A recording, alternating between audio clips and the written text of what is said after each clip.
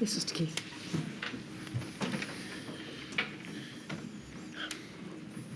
Professor, in your statement, in fact at paragraph 7.39, you say this: as of January 2020, I had a good awareness of the UK's capability to respond to a pandemic. You thought that it was, or you considered it was capable of responding effectively to small outbreaks. And then this: I had no illusions that the United Kingdom, or for that matter any other Western nation, was well set up to meet the challenges of a major pandemic with significant mortality.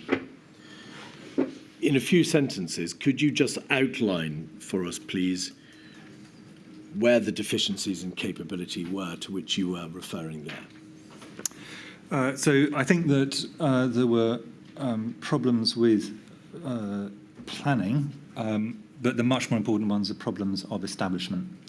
So if you compare, let's start off with the establishment and I'll go back to the planning point. The model for healthcare at the foundation of the NHS was a very heavy bedded one, large numbers of beds, many more beds in the NHS at that point for a much smaller population. A medical system that was largely designed around infectious diseases, or infectious diseases as a major part of its work. For example, a lot of TB in the early parts of the NHS, so many, and then the erosion of public health facilities, which wasn't a dramatic one, but it was a continuous one over really quite a long period of time. And I think the inquiry has had from expert witnesses a laying out of how essentially that was whittled away over a whole series of administrations over a long period of time. So that's the system in terms of that's public the system, health. Exactly. What about plans? So I looked at the pandemic flu plan at the point when we were beginning to worry about this, about the time we're talking about now, and it was pretty clear that it wasn't going to give us any particular help, frankly. So my view was we didn't have a plan that was going to be useful from a prevention or management point of view. It had a large number of useful components within it. There wasn't nothing helpful there.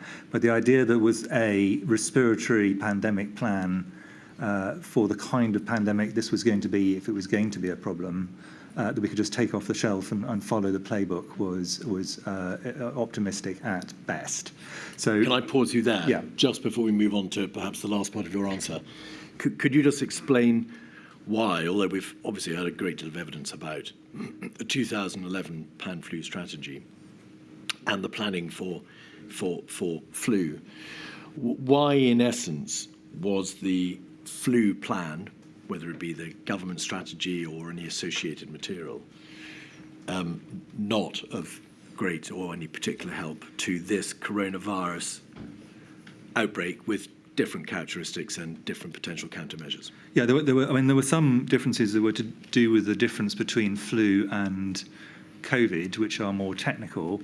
Actually, my view, having looked at it, was had we had a flu pandemic with a virus that had a mortality of, for the sake of argument, 1% to 2%, which is what we were thinking of at this point in time, it would also have been woefully deficient. So it was not that it was about flu and this was COVID. That had some important differences.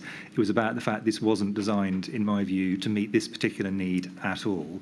And I think, if I'm honest, I think it really was clearly written by people who'd just been through a pandemic in which the mortality was very low. The H1N1 2009 pandemic. And I think that had just led to it wasn't that they were modelling it just on that, but it clearly didn't really meet the needs of a 1918 style flu pandemic, which in my view was the kind of model we should need to be thinking about. But so the three big flu pandemics of the 20th century, so 1918, 1957 and 1968, seemed to me much closer to what we were going to see than 2009 if we saw anything at all. I'm not talking about the 16th of January, to be clear, but I think this was by the end of January, this is my view. Yes, you say as of January 2020. Yeah. And then coming back, please, to plans, you've dealt then with the the genesis of the existing plan. Were there any other developed plans on the part of DHSC or the Civil Contingency Secretariat or central government generally to deal with the crisis as you saw it emerging? Not that I personally thought were massively useful to my role. There were some important things, many of them are rather morbid, like, how do you Excess deaths, and how do you have a number of body bags and all that kind of thing. But in terms of actually what do you do about the pandemic, my view was we were thin on the ground on plans. That in itself would not have been an issue if we'd had large numbers of capabilities, because I think in all emergencies the key thing is capability. Capabilities trumps plans every single time, and it was the lack of capability which was the bigger problem in my view. So this was obviously a very serious problem. Yeah. There was effectively a complete absence of plans to be able to deal with this particular crisis, this particular virus, and this particular emerging pandemic. The system, in terms of beds and public health facilities, was on the edge anyway, and there had, of course, been no earlier consideration of what might be done, because this was the first coronavirus which potentially was going to hit the United Kingdom in a major way. Your statement at paragraph 7.43 says this, that from the 20th of January onwards, we commenced preparations in earnest to be ready for a pandemic were one to occur. Now, you'll know, of course, because it's in your statement and you were there, that there was a meeting on the 25th of February with the Prime Minister, the Health Secretary, Foreign Secretary, Sir Patrick and yourself, in which ministers ordered that a plan be brought together, be drawn up by the Civil Contingency Secretariat. And as you know, they did produce a plan. But that plan was produced on the 28th of February. It was a paper called The UK's Preparedness. That was self-evidently over a month later. Do you have a view as to the length of time that was required to elapse before even that first attempt to bring together a combined plan was produced? There was a lot of planning for individual components. There wasn't, as you say, an overarching plan. For what it's worth, I, with some others, came up with the formulation, which I think has been misunderstood, but of contain, delay, research, mitigate, principally to get the first three underway. And I think if you look at some of the plans as they came out, those three components were the components that were relatively worked through in terms of having some kind of meat on the bones of the plan. The bit that I was directly responsible for was obviously the research bit in my role as head of the NIHR. And we really moved on that quite fast, I think. We didn't wait for a plan from anyone else. Then there were various elements on contain. I think those were really the ones where I would say we were moving practically by the end of January. Professor, I'm going to ask you again, please, to slow down. I apologise for the stenographer in her absence. Sorry. I know you know that I'm waving my hand at you to try to slow you down. It's my enthusiasm to answer your excellent questions. Well, long may it continue, Professor. Yeah. You must obviously have been very considerably concerned by the absence of plans, because whilst there were no doubt many documents dealing with particular hospitals and NHS trusts and high dependency or HCID beds or facilities and ICU beds and so on and so forth, there was, in essence, and there had been no real consideration of what sort of countermeasures might have to be thought about and ultimately deployed. Is that a fair summary? Yes, but can I... And before you answer, noting, of course, that such countermeasures as had been used or envisaged for the purposes of flu were not necessarily applicable to coronavirus. Yes, but can I gloss on what you just said, because I think this is a very central point. If there had been a plan, and I'm going to cause upset to some of my planning colleagues, but I'm going to do it anyway, a plan that was laid out, this is how the playbook should run, it would almost certainly have been the wrong plan and could even have slowed us down. because we'd have then spent ages arguing about whether this was the right plan and adapting the plan. So sometimes it is easier actually to start with a new plan, but what we needed was all the building blocks.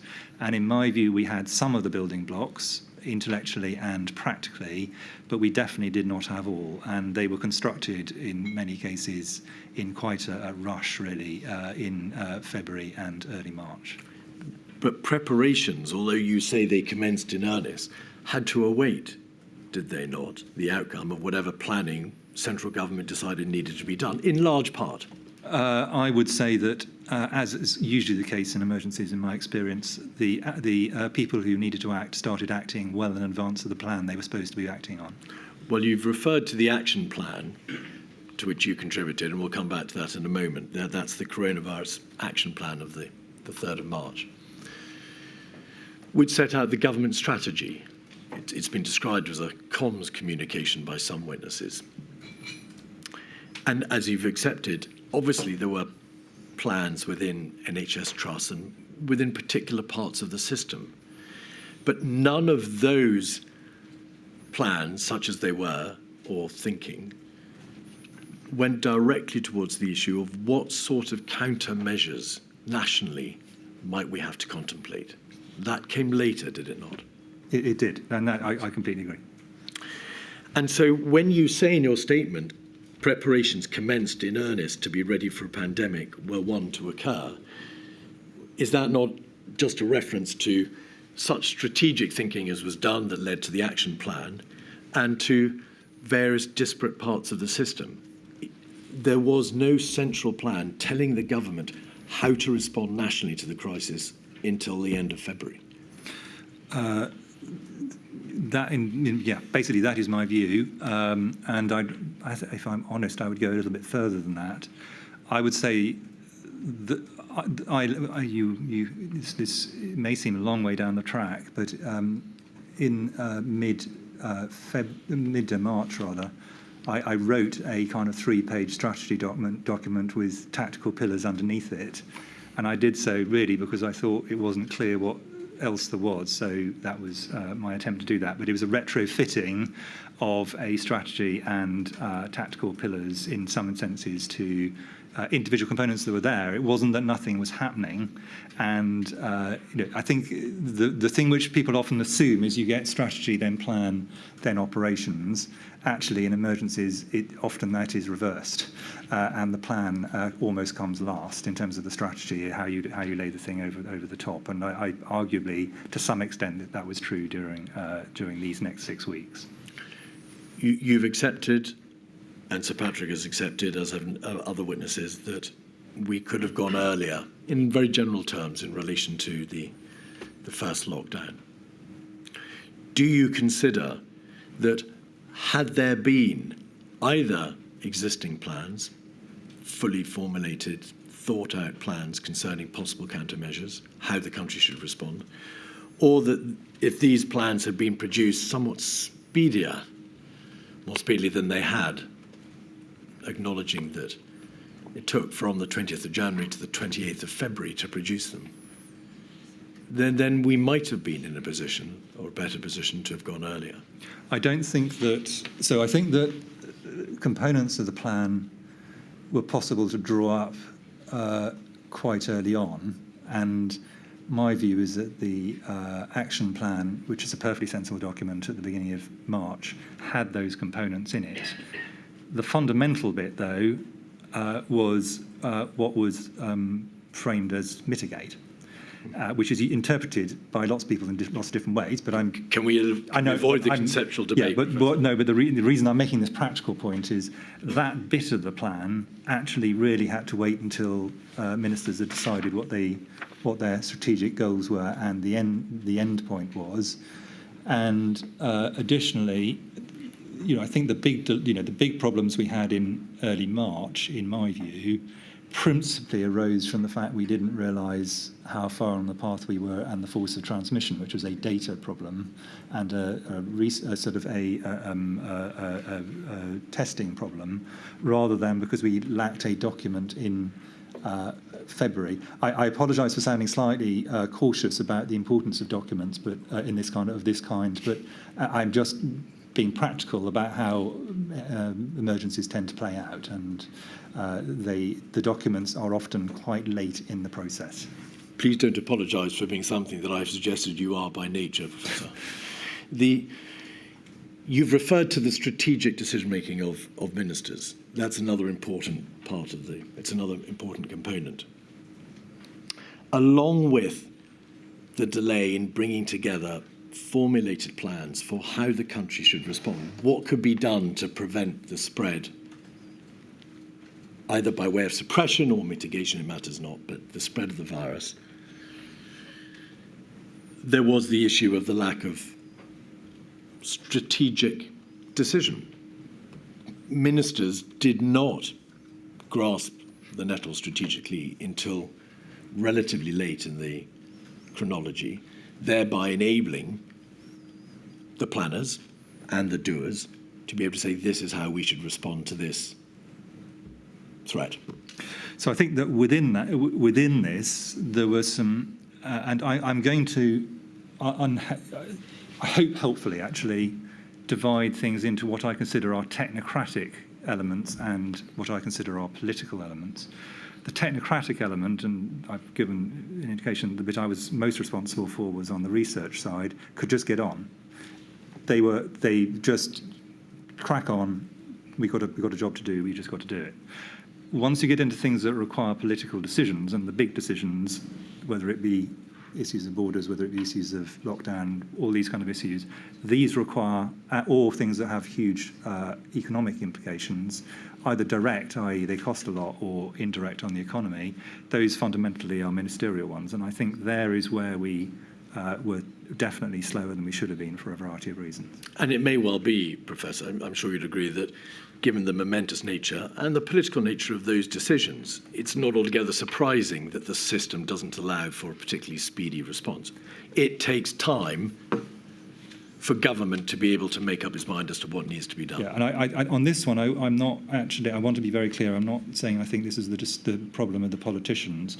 I think it might be worth us looping back to this discussion when we get a little bit further down the track, because I think there was a point where it could have been possible to accelerate this, and where that did not happen. And I think that's probably worth reflecting on. Which point do you have in mind? That was when I and others, particularly I, briefed the Prime Minister on the 4th of February. Right. And this was not so much the Prime Minister, but I thought the system at that point could have taken a different tack to the one it did. Is this on account of the obvious delay that there was in terms of output between the beginning of February and the later It's probably worth going over that in particular, because there's no specifics to it, but I think there's a reason why I think that was an example where we probably need to learn for the future without blaming any individual. I thought all the individuals themselves did a good job. I want to come back, please, to the SAGE meeting to which you referred earlier, and we're just going to look through quickly some of the most important meetings and some of the most important events in January and February. So the SAGE meeting in fact, a precautionary SAGE meeting of the 22nd of January, 174700.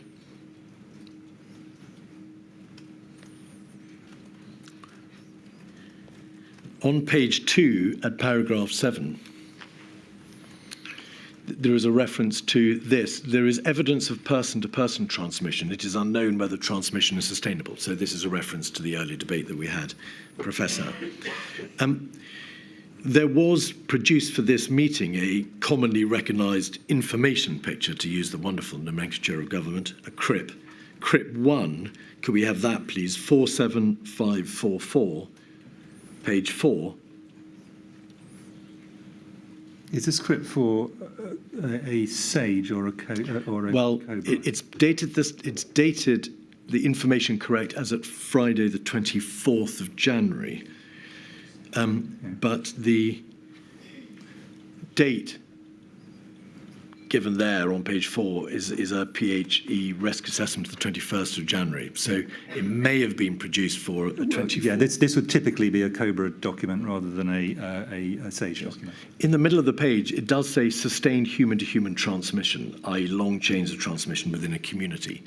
Is that because there was a significant change between the 22nd of January and the 24th, or around the 22nd of January, in essence, it became clear that the human-to-human transmission wasn't limited, it was sustained. Yes. By this stage, I think there was confidence that there was at least some sustained transmission.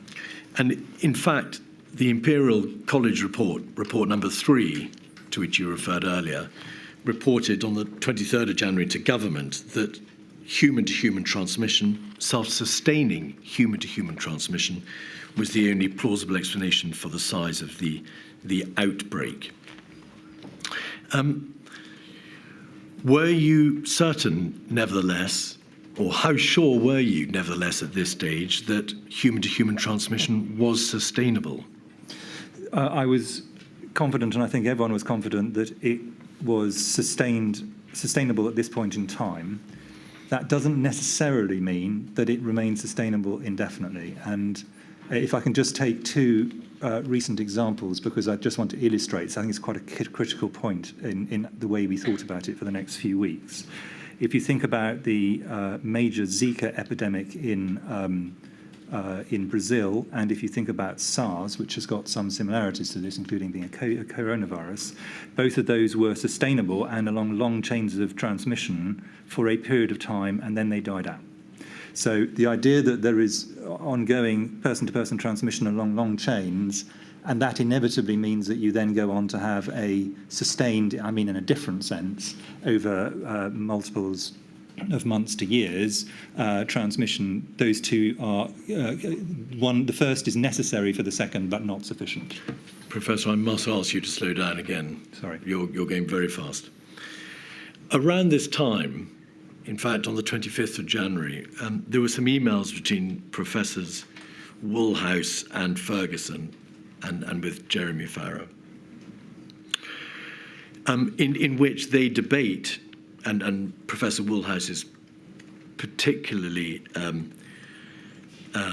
strong on the issue of whether or not the central estimates published by the World Health Organization indicate that half the people in the United Kingdom and many other countries were maybe infected. There will be at least a doubling of the gross mortality rate and a completely overwhelmed health system. Now, you weren't party to those emails, but Professor Ferguson, in one of those emails, says, "Fully agree, Jeremy and I were saying the same to Patrick Vallance and Chris Whitty last night." So probably an evening, maybe the 23rd or 24th of January. So along with the clear evidence of sustained person-to-person transmission, along with their concerns based upon the WHO material, there was no doubt in your mind, was there, but that there was a high degree of transmissibility, there was sustained human-to-human transmission. In essence, this was a very dangerous and transmissible virus. Yes, I don't think there's any doubt that that was true. On the 28th of January, you emailed a health special advisor in number 10. Could we have 47585?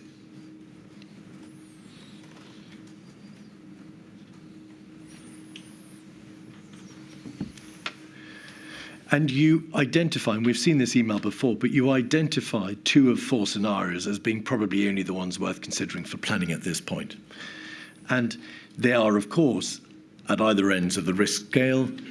The first one is China has a major outbreak but brings it under control. The second one is the opposite end, which is the reasonable worst case scenario, which is that it spreads and it comes out of China. And there are those consequences that you set out in terms of the estimated, and I emphasize the estimated, R reproduction value, the mortality, the doubling time, incubation period, and so on. So at that time, you were aware of the general concerns about transmissibility. You were aware, were you not, that if the virus does spread from China, then given these characteristics in terms of mortality, doubling time, transmissibility, and so on, there was going to be a very real problem insofar as the United Kingdom was concerned. Yes, and that's the reason I wrote to number 10. Indeed. What thought did you give at that time to what practical measures might be put into place between this date, the 28th of January, and the end of February, which is when we got the plans back from the Civil Contingency Secretariat, to stop or prevent that spread, to stop that worst case scenario eventuating? Well, I think that one of the things that I was trying to do in this email, and I tried to do in quite a lot of the advice I gave, was I was concerned that government would think that there was likely to be a middle way. And I wanted to remove that possibility from their planning assumptions. So my view was either we would get spillover cases, but actually this would get contained in China. It's less bad than it currently looks. And fine, that would be a big problem in China, but it would be a much more limited global impact, or it was going to become a pandemic. I couldn't see, based on the characteristics it had at the moment, a middle path where it was a moderate problem. And that was the point I was trying to make here. Which is why it's a dichotomous decision. Exactly. Why there isn't a fudge in the middle, which is obviously the temptation for people to go into. And if you have a pandemic, but not starting in your own country, there isn't a great deal you can actually do yourself to stop it. You can then do the things we talked about, so slow, delay, research and mitigate, but you can't stop it. That genie is out of the bottle and you have no control over it. So I wanted people to be aware that was basically the dichotomous position we were facing. And that is why, isn't it, you identified that the priority, and we can see this at the bottom of the page at 4, is to prevent any UK transmission. Because if the virus leaks out of China, then the wave is coming. That is what you're essentially saying. Unless it can be prevented, this virus with these terrible characteristics is coming, because that's what viruses do. So that's the key, prevent any UK transmission. Well, the key, in a sense, this has two different aims, the prevent, in this context. If this was a SARS-like situation, which I have to say looked increasingly unlikely by this stage, but if it was, for the sake of argument, the point of this is simply to make sure that any spillover cases can be rapidly contained so this never establishes itself in the UK. And you're not then saying this will turn into a pandemic. In fact, you're saying, no, this won't. But what we don't want to do is get any backwash from this. We had importations of SARS, we had importations of MERS, we had importations of Ebola. We picked them up and we treated them. That, in a sense, is the first element here. If it's going to be a pandemic, you're never going to be able to stop it. And I think there's always an illusion you can stop it. You can't. You can delay it.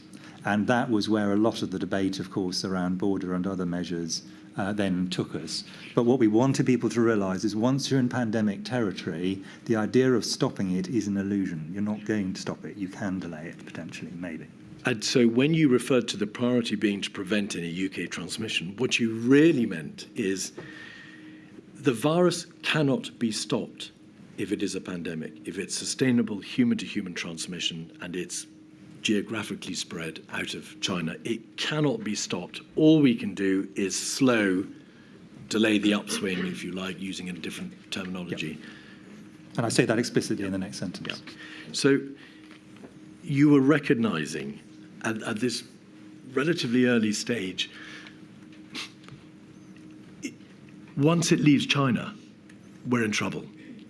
If it establishes it, well, I mean, spillover cases from China in themselves. Not spillover, but sustained human-to-human transmission. Once you get into that situation, there is an extremely high likelihood you're in trouble, yes. Nothing in biology is certain, but it's extremely high likelihood. But by this date, all the signs were that it was sustained human-to-human transmission. By this date, there were cases outside China, Japan, South Korea. By this date, or shortly thereafter, SPIAMO was beginning to suggest that there was a probability it would come at some point. I think so. I'm going to just point out that the WHO, which is the normative organisation, had, I think, as of this point, still not called even a public health emergency of international concern, which is well short of a pandemic. Pandemic was not declared until, I think, from memory, the 11th of March. So, yeah, international views, as with many things, you look back on this and say, how can they be so blind? How could they not see this? At the time, there was still quite widespread international debate amongst serious experts. So, yes, there were experts who were saying this is definitely going to happen. There were experts who were saying very doubtful, and there were points between. I think it's very important we don't look back and say, well, of course you can see this is what would have happened. And I'm just pointing out the international evidence on this at the time is relatively clear. It was uncertain at this stage, but I think most people would agree that it was heading further and further towards this is going to get bad. And my view is, if this does get bad, this will be a pandemic. It's not a kind of in between. But your position was not predicated upon the WHO. Far from it. You had your own views, your own expertise, and of course the expertise of SAGE. Yes, but right. In a sense, what I actually in this area, the UK and WHO, WHO is a reasonable anchor point. If you diverge from WHO, and it was appropriate for us to do so sometimes, you have to have a good reason why you're doing so. I think it's a reasonable, in a sense, point of international comparison. It is the international normative agency. Professor, you gave advice. You received advice from SAGE. You relayed advice, and we can see from this particular document, without any express regard being made to the WHO's technical position and whether or not a PHEIC or pandemic had been declared. Correct? Yeah, no. The advice I consider is perfectly sensible advice. Exactly. What I'm saying is, I think I would have been wrong at this point to have said to number 10, the game's over here. This is going to be a pandemic. There is no chance of anything else. That would be an incorrect technical advice from me to them. So what this gives is two scenarios, one of which is a pandemic and one of which is not, but both of which are worth taking very seriously. And concurrently, you knew there was sustained human-to-human transmission, or at least the signs were all pointing in that direction. You knew, because you've described to us how you were aware that the United Kingdom was poorly placed to be able to respond in terms of the public health capability, in terms of the absence of plans, in terms of the absence of control measures to stop physically the virus reaching these shores. So was it not, therefore, the case that this was the point at which you appreciated we were in a terrible bind? It was coming, and there was very little practically that appeared to be possible to be able to deal with it, other than delay. Well, I think it was coming implies certainty, which I think is not where I'm saying I think we should have been at this point. But it's pretty rare that someone in my job, not just me, but my predecessors, write this kind of email into number 10. This is not the kind of thing you do on a kind of monthly basis or indeed yearly basis. This is a rare event to say we are very concerned. So we have by this stage activated the SAGE mechanism. We're writing into number 10, as we'll go on to talk about. A lot of briefings of very senior people across both the official and the political system happened in short order after this. So I fully agree with you. This is a point we are starting to move and escalate this as a major issue across government, not just within the technical agencies, which, as we previously discussed, I thought previously it was reasonably housed. And we presume, of course, that you wrote to the health SPAD at number 10, because by this stage, the formal process by which you gave advice to ministers and the Prime Minister, of course, hadn't yet been set up, because, of course, right. SAGE itself wasn't yet operating at full pace. Yeah. There is a SAGE meeting on the 28th of January, 203936. So a week or so later. And on page 2 at paragraph 9, there's a clear reference to sustained human-to-human transmission. We can see it there. And then on page 3 at paragraph 28, SAGE says this: For United Kingdom, SAGE agreed that the current triggers which would require a change in HMG's approach are appropriate. Can you help as to why SAGE was still debating the appropriateness of the triggers as opposed to what change in the United Kingdom government's approach was required in light of triggers being activated, which of course you've agreed already they were? If you're looking at those ones, sustained human-to-human transmission outside China, that's a key rider to that, and or a severe UK case, which we had not at that stage, fortunately had. The point about this, though, is we think that both of these are potentially very close in time. And that was the reason that SAGE was meeting at all. I mean, SAGE meets very, very rarely, to be clear. This is not something which meets every time there's a mild concern. SAGE meets because we think there is the potential for a very serious all-of-government response. If it's just a health department response, then you would normally expect it to be dealt with within the technical agencies of the health department. Why were there different triggers being utilised by SAGE? And it would appear, building in a delay, because SAGE's opinion was these triggers haven't yet been triggered, to the earlier triggers that you had advised were appropriate, which was family to family or family human-to-human transmission, geographical spread, or infection amongst healthcare workers. It rather appears that these triggers had shifted the goalposts. They were higher levels of trigger, which would be required to be... Yes, and accepting that I rather regret that in my first ones I used the words triggers because that's an unhelpful, probably an unhelpful framing. But I think it was clear, and I think you're exactly right, that they were to achieve two different levels of escalation. So the ones that I did on the 5th of January were to say this needs to be escalated quite seriously within the health system, particularly Public Health England and the emergency response in Department of Health and Social Care, which then it was. Part of that response was to trigger the SAGE system, also meetings of the Permanent Secretary in the Department of Health and Social Care. And at this point, the SAGE triggers are about what should we do in terms of cross-government response, which is a significant step up from the ones that I was previously doing. So you're right that they are different triggers, and the reason for that is they are to do different things. And this one is now the whole of government needs to be thinking about this if this is met. So from what you said earlier, the earlier triggers were there to identify a level of seriousness. You said you wanted government, or government would then take it seriously. These triggers require, or if triggered, a change in approach. Yeah. What did SAGE mean, and what did you understand that reference to HMG's approach to mean? Consideration of countermeasures, health campaigns, border measures. What is it that SAGE had in mind? Well, I think at this point you're talking about measures which inevitably will require cross-government agreement and considerations. And I think you took the example of border measures, which are an extraordinarily complicated issue we might want to come back to.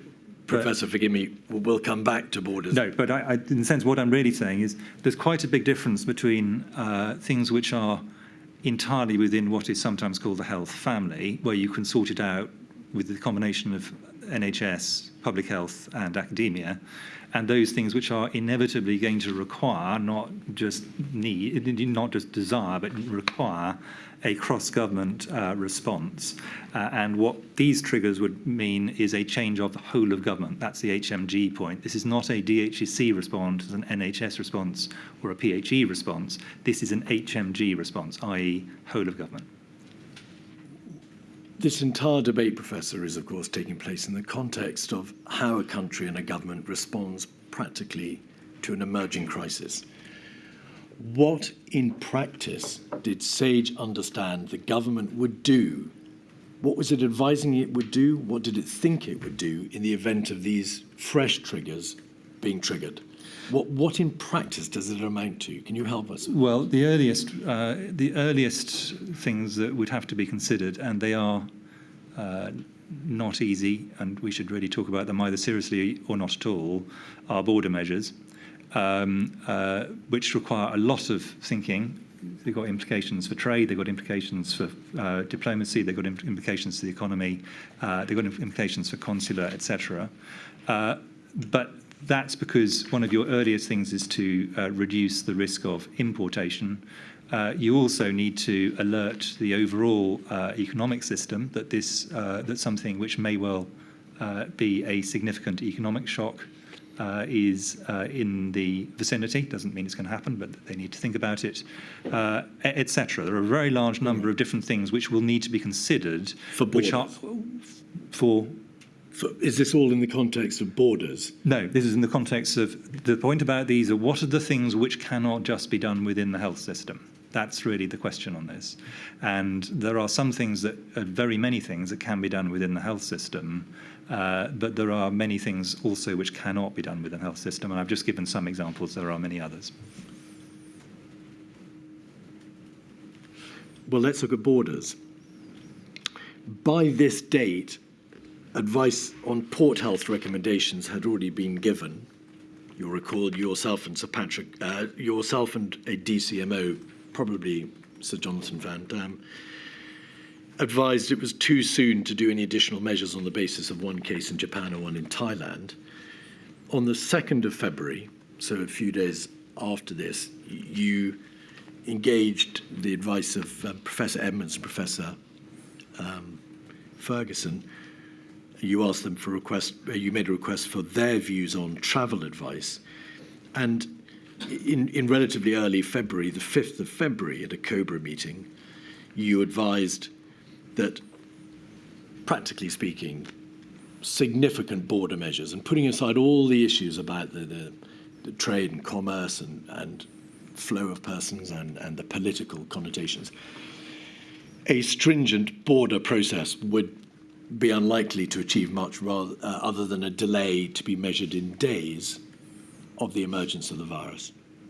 Yes, so that was a technical judgment. Yes. And I wanted to check that other people who have different experience in this area thought this, were able to challenge if they thought that this first view was incorrect. I didn't want it to be the last word, but my worry was I'd be asked for an opinion, and I wanted to be sure that others who I thought were good in this area had had a chance to disagree if they felt that my provisional opinion, was wrong. Indeed, and I think we can deal with borders relatively speedily because in terms of the merits of border measures, evidence has been received by the inquiry to the effect that less stringent measures such as screening and leafleting and temperature checks are unlikely to work because they can be circumnavigated. There are very real practical difficulties with any border system of restriction. And scientifically, there was no support for complete border closure or quarantines because, A, they are very difficult to maintain, B, they're politically very divisive, and thirdly, they were just unlikely to work. Yes, and I think, in a sense, I think that the technical judgments were, there's no evidence subsequently that's come to light that they were wrong. But if I were to rerun this period again, and I think it's important to be reflective, the thing which we didn't, I think, consider enough was should we be asking people coming back from China to self-quarantine, irrespective of symptoms, for probably 10 or 14 days. We were beginning to do so on the basis of symptoms. Now, as it turns out, this wouldn't have made any difference. As you've got evidence from others, the importations that happened, as we actually were anticipating, were mainly from our neighbours, not directly from China. And they were largely in half-term. It would have taken time for any system of quarantine to be set up. In practice, I think it would have made no difference. All I'm saying is it's very, in many areas, I think hindsight has led people to take unduly harsh views about what should have been done. Here's an area which I think we probably should have done something different, even though it probably wouldn't have made much difference. But I think in terms of what's our future doctrine, I think this is an area we should probably re-examine. So that's not the same as stopping flights or screening, both of which I think have very profound difficulties. This is a rather different approach. But the point, Professor, is that it was already understood by the 28th of January, that SAGE meeting, or very shortly thereafter, that in terms of efficacy, border measures were impracticable or unlikely to work or just impossible for a variety of reasons. So what other... Can I just be Yes, please. very, very clear? If unilateral border measures by the UK, I think we were all very confident would have very minimal effects. Had, for example, China chosen to close its borders right at the beginning, it's difficult to tell what would have happened, and that could have led to a different situation. But in terms of the decisions the UK had sovereignty over, i.e. its own borders, that was the situation, yes. I'm not concerned with what China might have done, because coming back to the 28th of January SAGE meeting and that paragraph 28 on page 3, I was asking you, what in practice did SAGE or you envisage HMG's approach to mean? And you said borders as one issue, and there were a number of other public health issues, public health measures. But borders, bluntly, closure of borders was never a runner, and that was generally appreciated by that date, by the SAGE meeting. Well, I'm going to add a caution to this. One of the other things that are important in borders is the maintenance of public confidence, which is not an epidemiological or public health issue, but there have been examples I know where borders have been closed essentially for that reason, and that was a reasonable political decision. So I just think it's important, I just want to be clear that it's an example, slightly counterintuitively, where the political choice might be to go further than the public health advice necessarily would lead. My question, though, was all predicated upon your description in paragraph 4 of that email to William Moore, the health SPAD, that the priority was to prevent transmission in the United Kingdom. So we're only concerned with measures that could be taken by the United Kingdom government. And so I ask you again, what other practical measures were in mind at the end of January, the beginning of February, other than borders, which we've debated, which would have been reflective of the change in HMG's approach, which SAGE envisaged would be brought about by the triggers being triggered? What in practice was available, Professor? What could be done in practice? Well, I think that we should have taken so there are several different things we could have done, none of which I think would probably have made a lot of difference in reality.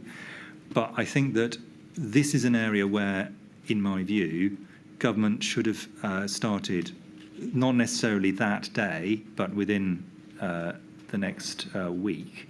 And I'll come back to where I think we had an opportunity and didn't go there, to start seeing this as a massive threat to the whole UK, economic and social as well as medical, as indeed transpired. That really is the question, I think, which this should trigger. But the problem we would have here, and this is repeatedly going to be the case, I'm afraid, is the point at which you can make these kind of comments in SAGE. We didn't at this stage have any cases in the UK. 30th of January. 30th of January, that we knew of. That we knew of. Well, the first case was published on the 30th of January, the person in York. Yeah, exactly. One day later, two more. Yes, exactly. Once we get to this point, we're starting to take off. But I'm just saying the numbers are very small. We haven't got any deaths in Europe, fortunately, for another 2 weeks at all, not just in the UK later, fortunately. And so whether you could get political movement based on those extremely small numbers, I think is an interesting question that we will never know the answer to. All I'm just saying is we shouldn't assume that even had these triggers been met, action would necessarily have flowed. I'm just saying that... Quite so. But I think that it is important to note that this is not just a health problem if it happens. This is clearly going to be a societal problem and needs to be escalated across government. Why did SAGE and yourself and other scientific advisors in government or other advisors in government not shout out beyond the extent to which you did, which you wrote an email to the health SPAD, shout out that there was in fact a massive threat, and it was massive because the practical means of ensuring control or keeping the virus away from our shores were effectively absent. Well, as you'll... Sorry, if you allow me just to finish the question. And the data was then already clear that there were sustained there was sustained human-to-human transmission with chains of transmission. So it's a massive threat because there was a massive problem, and you were aware that there was a massive threat. Why wasn't the government aware? Well, as you will see over the next few days of my statement, which I think lays it out reasonably clearly, over the next few days we briefed national security officials. There was COBRA met. I briefed the Prime Minister directly, briefed parliamentarians, briefed the opposition.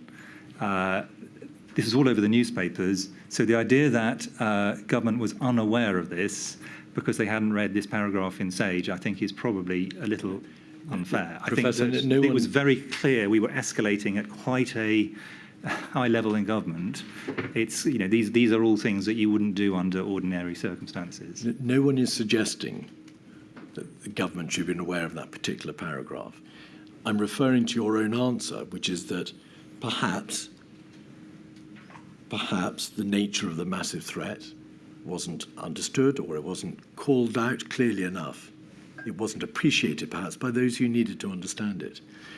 You obviously called for a precautionary SAGE, and there was a precautionary SAGE, and there were multiple meetings of SAGE, COBRA, and then a stock take meeting on the 4th of February, prime ministerial meetings, cabinets, and so on throughout February.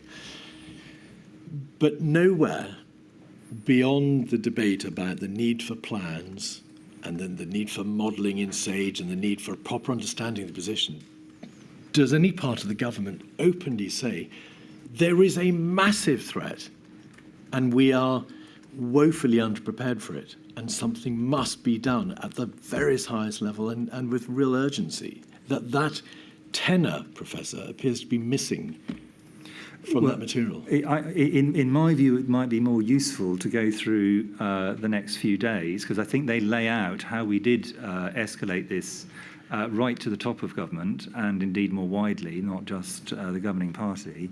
And you know, your point is right, but therefore we did something. And so I think that's did something. Yeah. But why wasn't the degree of the threat, of the problem, the massive nature of the threat, seemingly fully understood? Well, you escalated the problems and you pulled every lever open to you in terms of the government process. Well, I think, I mean, it depends whether you like to have this discussion now or walk through the next few days, and then I can try and retrospectively say where I think we could have probably gone in a different direction if our doctrine within government was better in this area. All right. Well, we are going to look at those documents, as you know well. I can do it now if you prefer. No. I think it works better if we kind of see some of the actions we actually did take, rather than the ones you're not allowing you to move on to. Professor, we will be moving on to them, and I'm allowing you to move on to them. By the end of January, in addition to the material which we've debated, of course, it was obvious that there were cases in Thailand, Japan, South Korea, United Kingdom, Germany. There was also a Lancet article, was there not, at the end of January, which had made plain the nature of the human-to-human transmission. It concerned a family that had travelled to Wuhan. So, on the 2nd of February, you were emailed by Professor Ferguson, who I think gave you a central estimate of the case fatality rate. Is that correct? Yes. What did that tell you about the likely level of mortality, amongst identified cases? So without putting it up, because I was sent by multiple people, multiple different versions, but all of them triangulated around somewhere between 1% and 4% mortality in cases that have been found, but with a very heavy health warning, and they would have agreed with this, that calculating mortality rates early on in a pandemic when there's an upswing and you don't have the ability to detect minimal or asymptomatic cases is fraught with technical difficulties. So I think all of us thought that there was a very wide range around these estimates. So no single one of them, in my view, you get and you think, well, that's it, solved. It took quite a while before we were confident. But the ballpark, I thought, was got right, actually. And I think if you look back over these numbers, I think they were pretty good. I think they were pretty good, actually. You know, 3 weeks in to a completely new to the world disease, relatively few of these numbers have moved very much since. So that is quite a, the technical response was in that sense impressive. And when you say since, you mean by the end of January? No, I mean up to the end of, until we get to Omicron, I think that the numbers that were calculated... No, sorry, we misunderstand each other. At what point were the majority of these figures available, which have, with the fullness of time, proved to be broadly correct? So case fatality rate, infection fatality rate, hospitalisation rate. If you look at the, for example, the email like we just discussed on number 10, none of the figures I put in that have actually substantially moved since the time that I read them. These weren't my numbers. I was reporting other scientists' excellent work, but we had already settled, although at that point we had wide confidence intervals around all of them. Actually, as the confidence intervals have narrowed, we've still ended up in a pretty similar central position, which I think is a great tribute to Chinese and UK scientists amongst many others.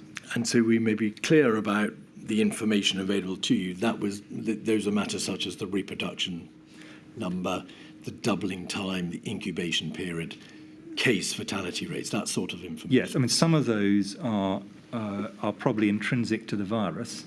So things like the incubation period, things like doubling time and the effective R number, not necessarily the R naught, they will vary over time and depending on a number of other factors, including actually NPIs, as we will no doubt come on to. Yes. So they're not fixed, but some of them are fixed, and those ones I think were pretty reasonable as a first pass. There was then a SAGE meeting on the 4th of February. We'll have that up briefly, 51925.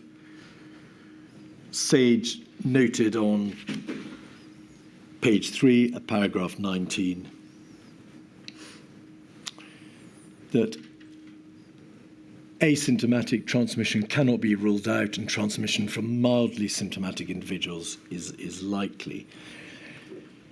Insofar as SAGE was unable to rule asymptomatic transmission out, as opposed to saying it is in existence, was that a reflection of the data that was, of course, available at that time? I think this is a perfectly sensible assessment of what we knew at that point. Yeah. And just to be clear, asymptomatic transmission, or the issue of asymptomatic transmission, is quite different, of course, from the issue of human-to-human transmission that we were debating earlier. Yeah, and different again from asymptomatic infection, where someone catches the disease, has no symptoms, and does not pass it on. That's a different thing again, and actually quite an important distinction, those two. Yes, and you've addressed that in your statement at some length. On the 4th of February, there was what we've been calling the stock take meeting. And that's the meeting to which you referred earlier, Professor. That is, I think, at 146558, or at any event, this is a letter from Imran Shafi, who reported upon the meeting. And this was a meeting between yourself and the Prime Minister, the Secretary of State, and a number of advisors and colleagues. Including the National Security Advisor. Including the National Security Advisor. The second paragraph on that page, it is, as it happens, the only substantive paragraph that deals with coronavirus. We began with a short update on coronavirus. Following an update from the CMO, the Prime Minister stressed the need to continue to explain our stance to maintain public confidence in the plan. Maybe we presume that's a reference to the government plan, whatever it might have been by that date. Yeah. On further travel restrictions, your Secretary of State was engaging Foreign and Commonwealth Office and European colleagues and would revert with a proposal on the way forward. But in truth, the big issue of border closures or significant restrictions had already been advised upon, at least in the first instance, because it was an issue that came back, didn't it, again and again. Yeah. And will require an assessment of what constitutes a proportionate response. Please keep number 10 closely involved on key decisions in the coming days. There wouldn't appear, Professor, on the face of that paragraph to be much by way of reflection of the massive threat that you described. I agree. So can I give a little bit of a commentary on this, because I think this is a fundamental issue of not of the individuals, and I want to be very clear. I think Private Secretary, for example, is doing what he should do. He's an outstanding Private Secretary. He was, and colleague subsequently. you have a situation where the chief medical officer, and as you know from other documents, reported to the Prime Minister that there was a possibility, it wasn't a certainty, of a pandemic. And if this pandemic occurred, my view was it was reasonable to think this is not the same as a reasonable worst case scenario, and I want to be clear. Can you go, please, much slower in this important issue? It was reasonable to think that we would be looking on first pass at maybe 100 to 300,000 deaths, which, to be clear, is pretty accurate compared to where we are, sadly, now. I wasn't saying this was certain. Now, important second point, this wasn't some maverick coming in and saying this. This is on the basis of SAGE meetings chaired by the Government Chief Scientific Advisor. COBRA had met. The World Health Organization has by now declared a public health emergency of international concern. This is all over the news. Now, the point I would like to make on this, because I think this is actually something where we really do need to think very seriously in government, is that had, let us say, the Director General of MI5 or the Chief of the General Staff come in and said there is a possibility of 100,000 plus people sadly dying from a terrorist attack or from attack on the UK, the chances that this would have been the response in the letter and that this is what would have, that the system would have continued as it did, next COBRA meeting, still chaired by the Secretary of State for Health and Social Care, I think is quite small. And the reason I'm making that point is this was not a new consideration. Pandemic infection, flu, but this is very similar to pandemic flu, has been top of the National Risk Register for years. This is not a new potential threat. So my worry has always been, and I think this in a sense reflects it, that hard geopolitical threats are treated in a different way, and in my view, entirely appropriate way, this isn't a criticism of what they do, to ones which are seen as natural threats or hazards.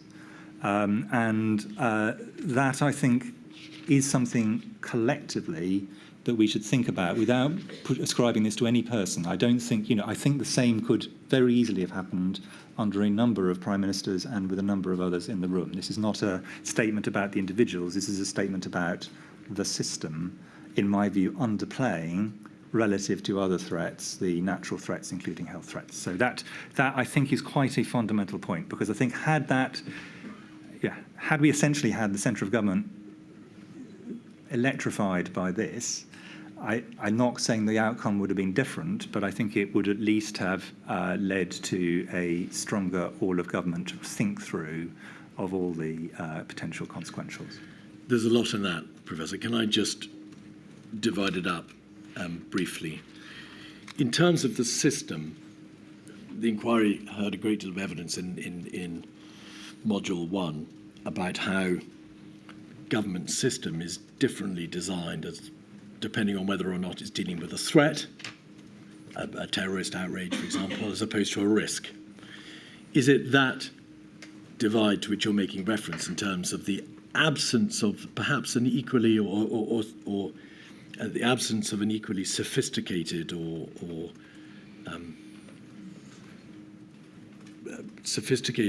speedy system by which threats can be rapidly responded to in the context of risks and, for example, public health emergencies? Is that the point you're making? Yes, and this is something which was already top of the National Risk Register. Indeed.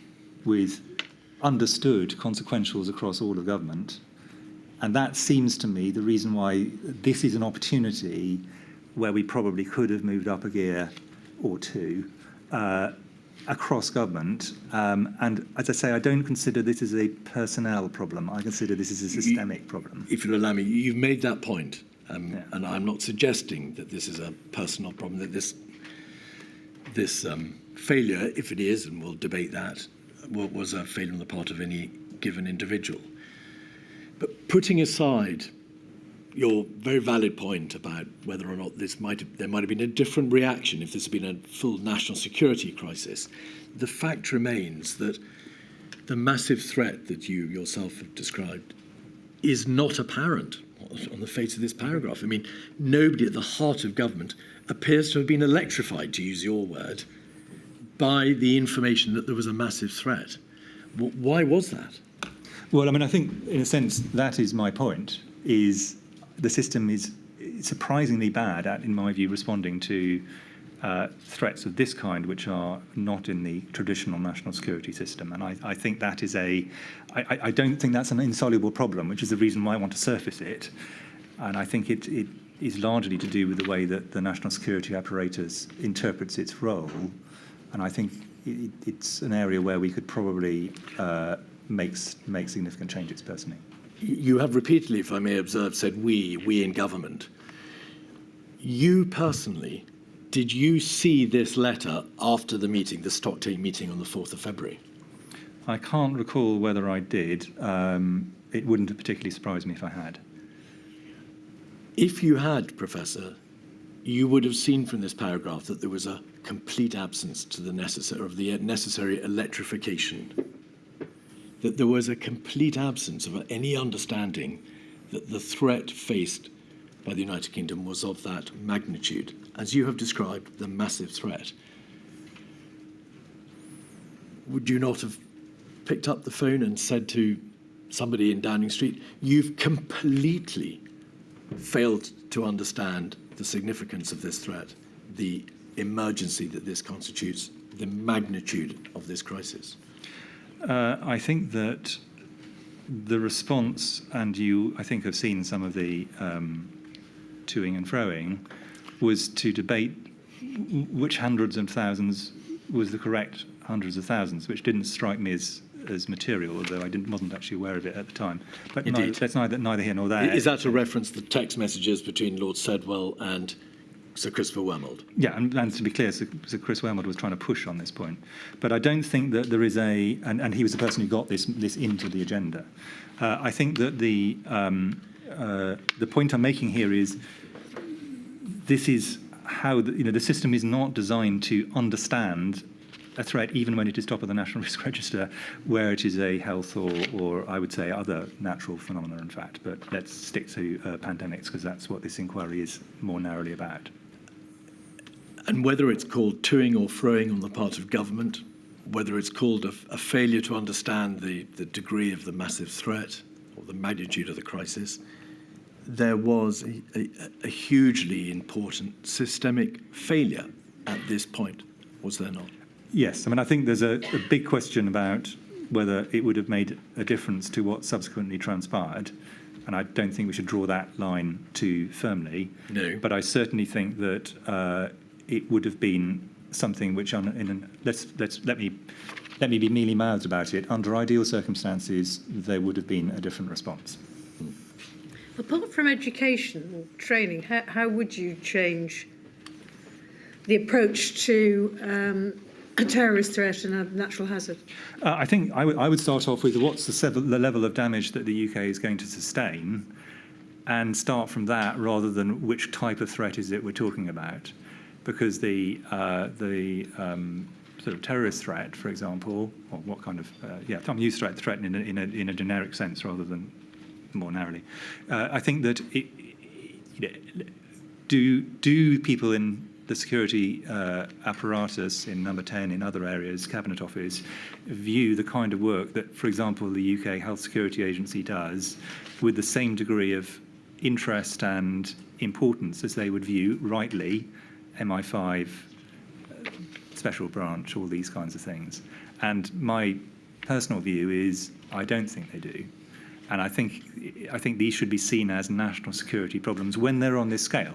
On smaller incidents, I think it's perfectly reasonable to take it differently. But I think if we're talking about something that is going to clearly have an impact across the whole of government, including very obviously on the economy, in addition to substantial loss of life, education, all these kind of things, then I think there is a strong argument for saying, why do we not put them, in a sense, on an equal footing in terms of the degree of impact they're going to have on society? But how do you give them an equal footing? Is it a question of training, or is it a question of saying that when it does become a national security threat, given the level of potential consequences, the National Security Advisor gets it? How do you I think get that so. across? In reality, the only people who can actually operate, I mean, there are 3 departments that can operate across all government where government needs to do something. Number 10, obviously, Treasury and Cabinet Office. And my view is this should have led to them saying, this is no longer your problem, health. This is our problem. Yeah. This is now a huge problem for the system. And this is going to come into the centre because the centre can then assess this. Now, this is not to say there weren't excellent people in Cabinet Office, in the Civil Contingency Secretariat and so on already on this. It wasn't that there was no interest in this from individuals within Cabinet Office and so on, but it had not, in my view, been seized in the way that a similar kind of level of existential threat would have been from another direction. And I think there are a variety of ways this could be done, and it's very dangerous for me as a Chief Medical Officer to start doing the job of a Cabinet Secretary, because I'm clearly not. But what I do think we need to do is think through, actually, how do we get this very quickly into the centre so that it is able to take the necessary steps. And you could say, well, this was delegated to the Secretary of State for Health and COBRA was meeting and so on, but that isn't how, in my view, it feels and in this case, in my view, felt. And I feel this letter is a pretty clear indication of that. I just don't think this would have been the letter under different circumstances in the way I've talked about. I mean, others could take a different view, but I'm expressing an opinion because I think this is something which at least the inquiry will want to take a view on, even if its view is they don't agree with my position. I'm just taking a position. But before the break, may I ask you to consider the question I put earlier? Your answer was not unhelpful, but it didn't, in fact, address the question, which is, on the premise that, on the basis that there was, however one might describe it, a system failure or failure to acknowledge the existential threat or the massive threat, why, as the weeks in the middle and later February began to roll out, you and others who are equally aware of the nature of that existential threat were not emailing Number 10 or shouting out your concern that the central government had fundamentally failed to understand the nature of the threat that you had described? Well, I mean, it's difficult to work out where you can go once you've talked to all the people I talked to, and there's a very long list of people who Sir Patrick had also, and I think he didn't get to cover it in his oral evidence yesterday, but he has, I think, covered it in his written one. He also, through the good offices of Mr. Cummings, tried to escalate this into the centre. So it's not that there weren't attempts to do this. But I don't think, this in my view is a situation which I'm not convinced that had we done things differently, it would have led to a different outcome. I have said that, and I want to repeatedly say that. Nevertheless, I think nobody looking at this could say this was ideal. That is, if I may say so with the greatest respect, quite an understatement. This was a hugely significant moment and a terrible flaw. My view is that it demonstrates an issue which needs to be thought through. Very well, we'll break now. I'm afraid I understand we're not going to finish your evidence today, Sir Chris. I'm so sorry. I think you were warned. I know the burden we're placing on you and your relatively small office, and I'm really sorry, but you know how important this is. Thank you, Lady. So I'll return at 3:30. All rise.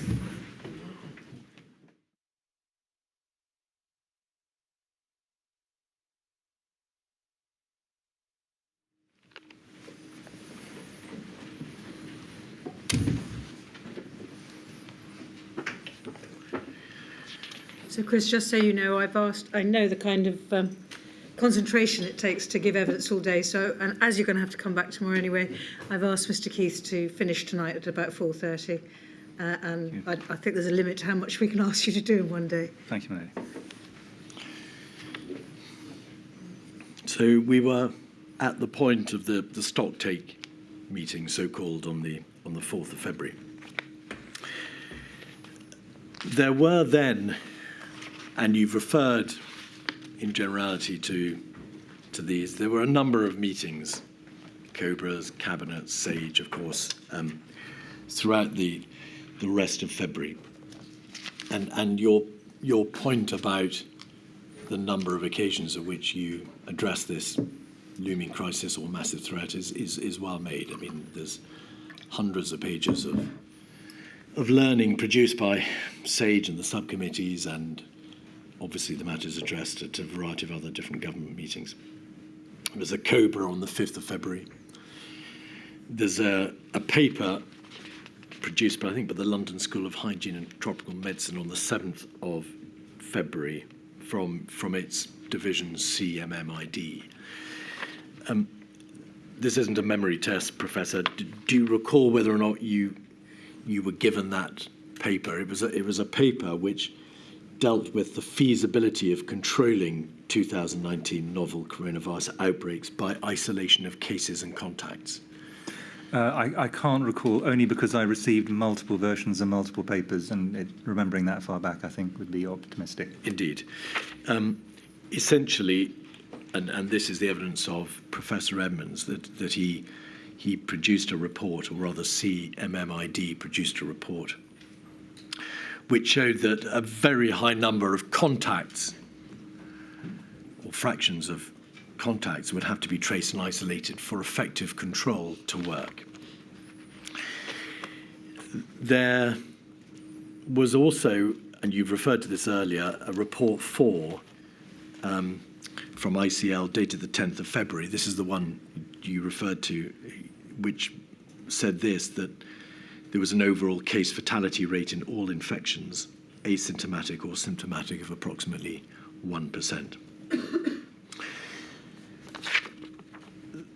There followed thereafter an important cabinet meeting on the 14th of February. Perhaps we can have a look at that. It's 56138. If we look, please, at page 6 of this meeting,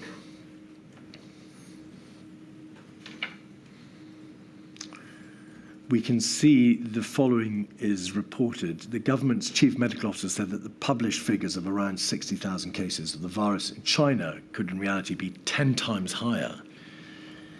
There were over 1,000 people in China reported to have died from the virus. If the virus remains centered around Wuhan and the surrounding province of Hubei, it may be possible to prevent widespread infection in the United Kingdom. If it spread beyond China to its neighbours and across the world, then the UK would not be immune. So that's the point you made earlier, that once control is lost, once the virus has leaked from China and it is sustainable geographically outside China, then game over. Is it correct that by this date, the 14th of February, it was known that there were cases not only in Japan, South Korea, and geographical regions contiguous to China, but of course in Germany and the United Kingdom and Europe? Yes. You couldn't have been very hopeful, given the nature of the transmission, the now known characteristics of the virus and the geographical spread, that the body of the outbreak, not peripheral cases, but the body of the outbreak would remain confined to China, and or that the Chinese would be able to suppress it. Could you?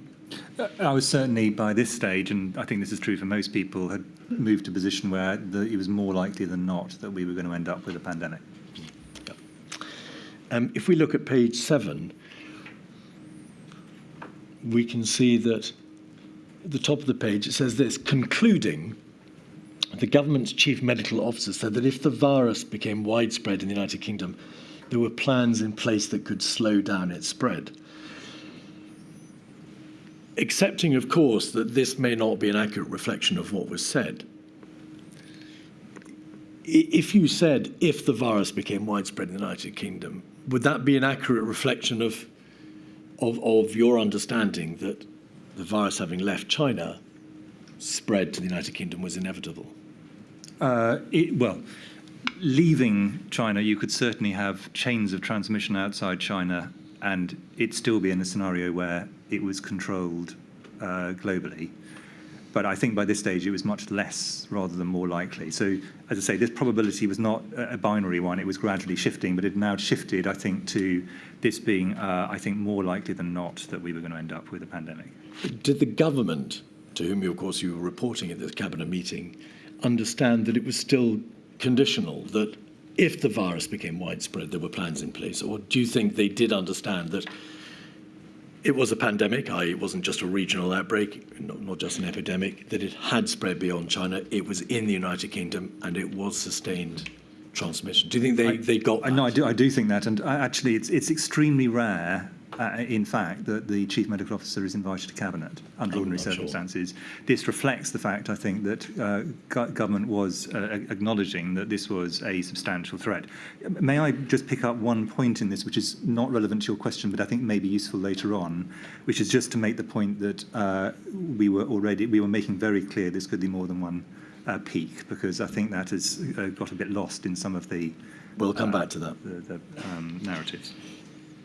You'd also say to Cabinet there were plans in place that could slow down its spread. Mindful of what you've told us about the lack of efficacy in terms of border controls, the information that which you knew anyway, but which you'd received saying practical measures of controlling spread were difficult. What plans in place did you have in mind when you said there were plans in place that could slow down its spread? Yes, I think you should read this two ways, and both would be correct. One is that there are things we could do to slow, but I wanted to be clear there was nothing we could do to stop. And that is an important, in a sense, that's an important thing I was clear not to say. But this is where the delay bit of the contain, delay, research, and mitigate formulation really comes in. Obviously, the biggest elements of this in the early stages was identification of cases and case finding and isolation. For the reasons you've given from Professor Edmonds and his team, but I think this is widely accepted in the literature, once you get to a very large amount of transmission, those really are highly unlikely to work. But in the early stages, a case finding and isolation strategy has a realistic chance, if you can find the majority of the cases, that's the big if, in significantly delaying the spread. The point I'm seeking to make is a slightly different one, which is sitting in the shoes of government and reading those words or hearing them said out by the Chief Medical Officer. If the virus became widespread, there were plans that could slow down its spread. They might not have been sufficiently, to use your words, electrified. And therefore, I wonder whether or not this is a correct reflection of what you actually said. Did what you say communicate the threat? Certainly. I think by this stage, I think that there was quite a recognition that there was a significant threat.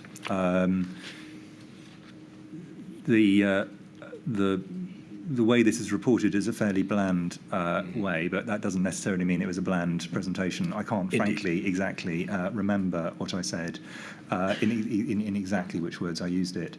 But I think this is a if I were listening to this in Cabinet, I would be concerned. I think that one of the things that, however, we really did not find easy to get across, and I found this surprising given that so many people in both politics and in the official system are trained in economics, is the extraordinary power of exponential growth to get you from small numbers to large numbers very quickly. People just don't get that intrinsically. I think they've got it a bit more now because of having seen it, but certainly prior to this pandemic, I think people just didn't understand how quickly you move from it's actually very small numbers to it's actually very large numbers and doubling every few days. That can be really quite quick. I'm sorry to press you on this, Professor. You said you do think that they recognised that there was a significant threat. Did they sufficiently recognise there was the threat of the order that you've described earlier, the massive threat, the existential threat? And it may be because members of government, as you say, don't naturally understand the science. The notion of exponential growth is a difficult one to grasp. I think, you'll cast your mind back to remembering the political environment at this stage. The fact that at this point they were devoting a sufficient amount of cabinet to this particular issue, I think does mean that at a certain level this has lodged as a major issue for government, because it was quite a busy political period, is my memory.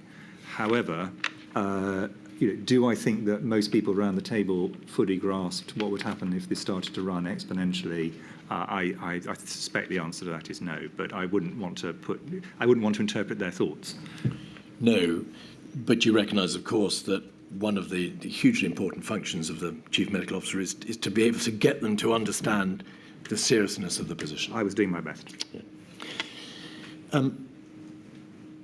Later in February, further information was received from the Diamond Princess outbreak. That's to say, the outbreak of the virus on the Diamond Princess cruise ship, which I think had taken place in early February. But certain time passed before all the figures could be computed and the estimates and the analysis done.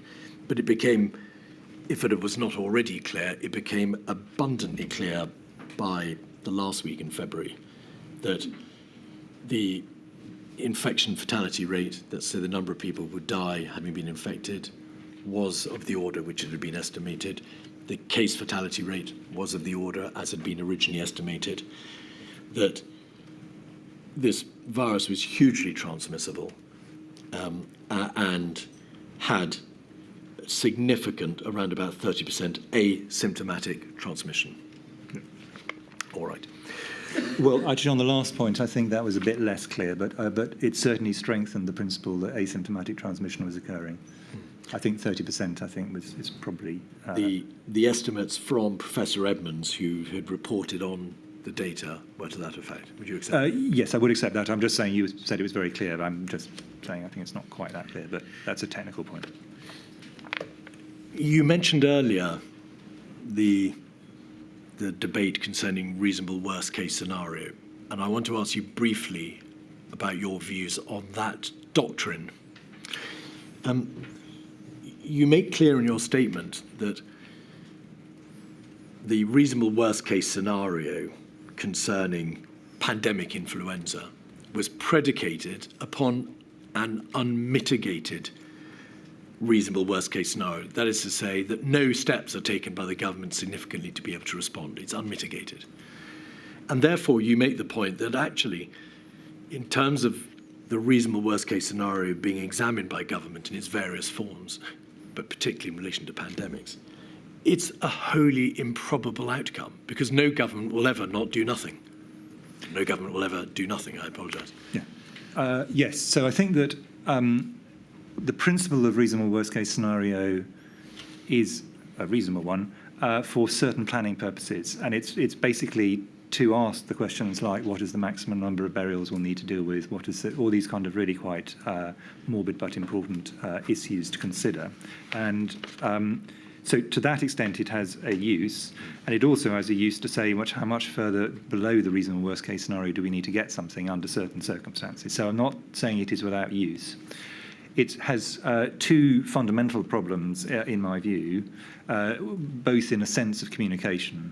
The first one is, and actually this was a problem both for Sir Patrick and for me at various points, in the kind of doctrine, people say, well, what's the reasonable worst-case scenario? So you quote the reasonable worst... Slow down. Sorry. I'm sorry, Professor. Please slow down. So you quote the reasonable worst-case scenario, which actually in the context of an unmitigated pandemic or epidemic where you know the mortality and the R, is very easy to calculate. You can do it with a hand calculator. It's not a complicated process.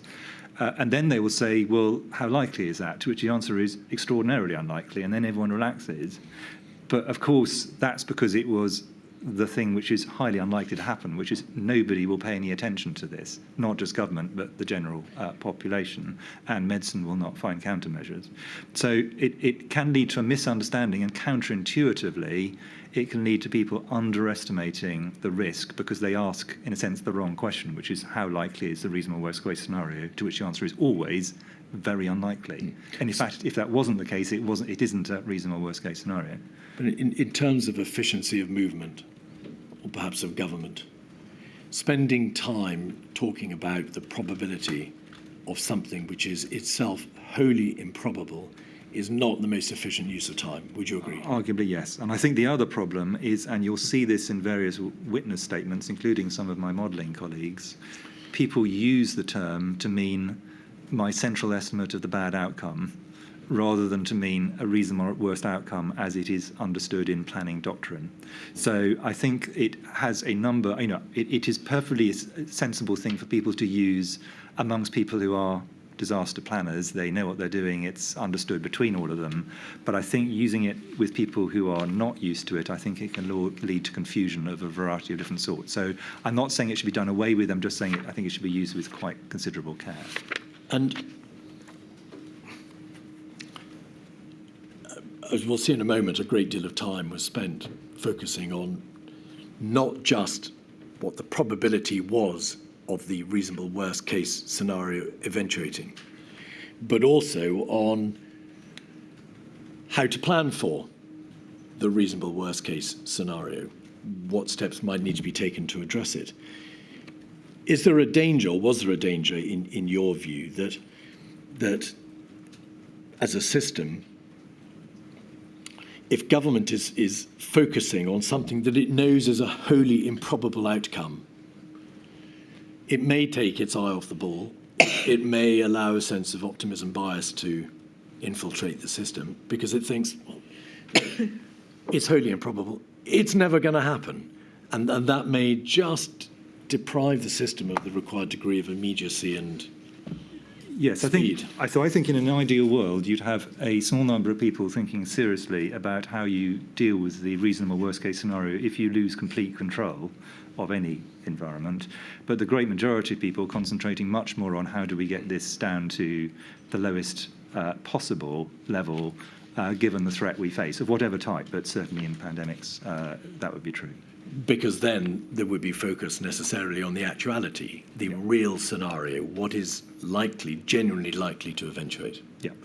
And I ask, Professor, because it's plain that from COBRA meetings in the middle of February, from a reasonable worst-case scenario clinical alignment planning meeting on the 14th of February, a SAGE meeting on the 27th of February, numerous WhatsApps in the first week in March. A huge amount of time is dedicated towards trying to assess how probable the reasonable worst-case scenario is.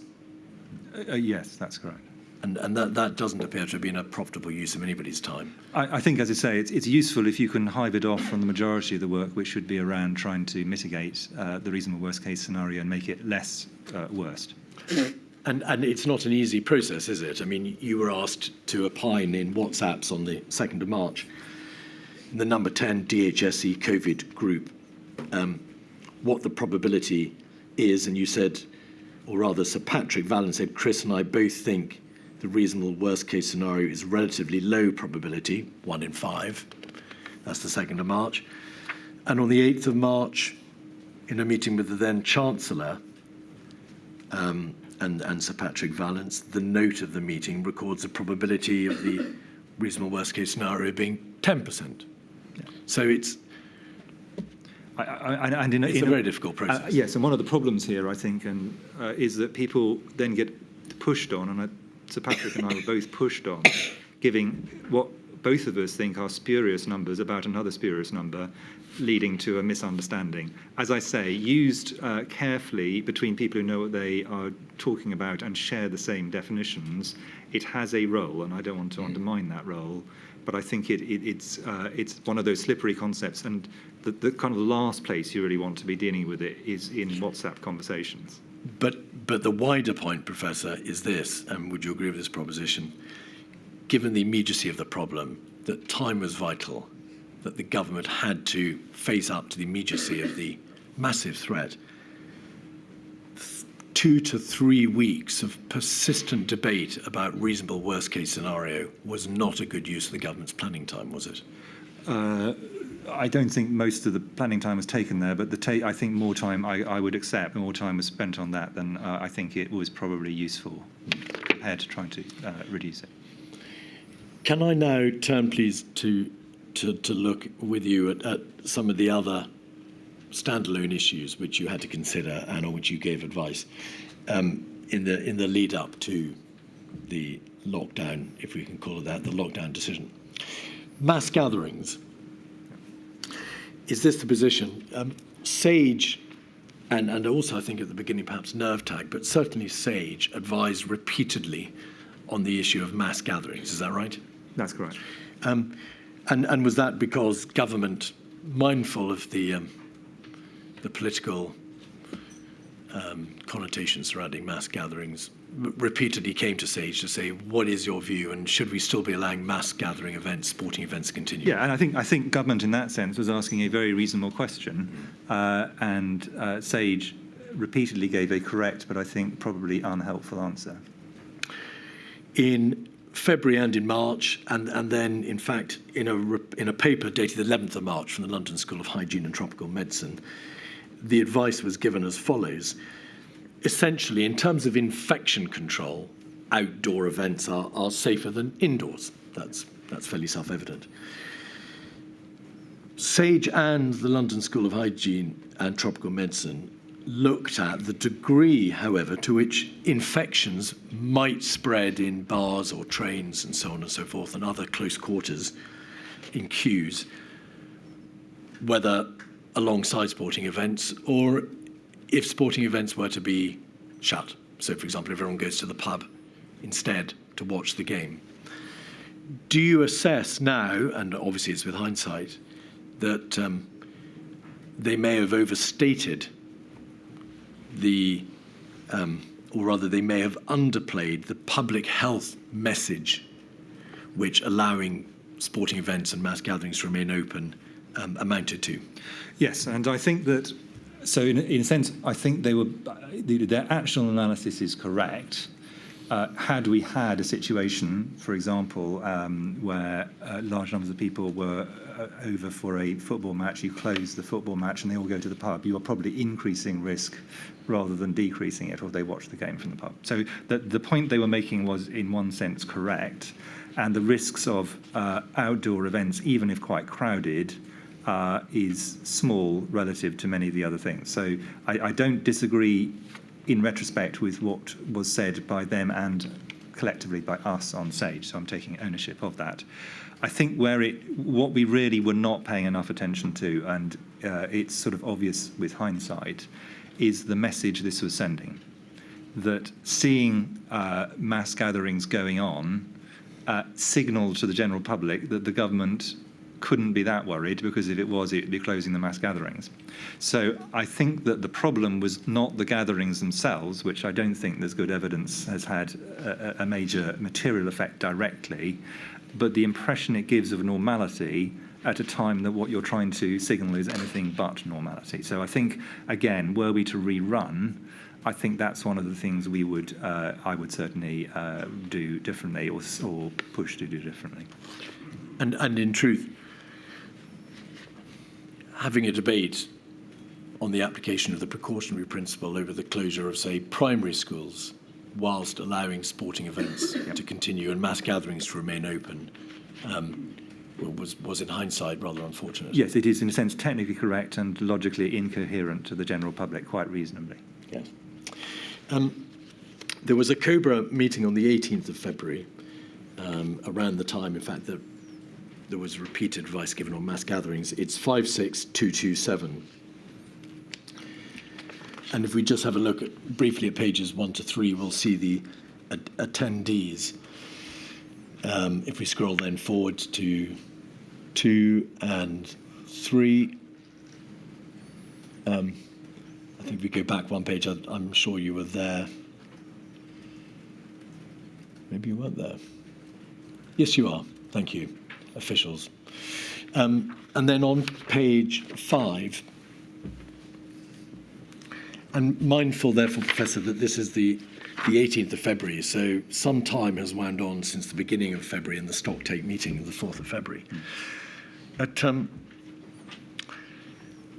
In fact, sorry, could we have page 7, please, paragraph 17? The Chair invited the Director of the Civil Contingency Secretariat to give an update on planning for the reasonable worst-case scenario. So there is the reasonable worst-case scenario appearing. The Director of the Civil Contingency Secretariat said there was work to be done to create a clear plan of activity across the UK government from the moment of sustained transmission. And mindful, of course, there was already, and there had been for weeks since sustained transmission, to its estimated peak, which was likely to be a period of 3 months. Were you concerned, mindful of what you had said at the stocktake meeting about the need to plan for this massive threat, that by this date, the 18th of February, the director of the body required to produce central government plans was still talking about work to be done to create a clear plan of activity across government?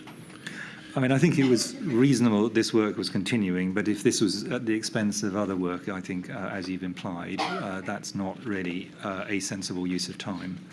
I think around this time, and this is just to give an idea of what's happening in parallel, I think you can see debates between me and others where my firm view certainly is our aim is to find the collection of things that will bring R below 1, which in a sense is a different strand of work and I think takes us in quite a different direction. Yes.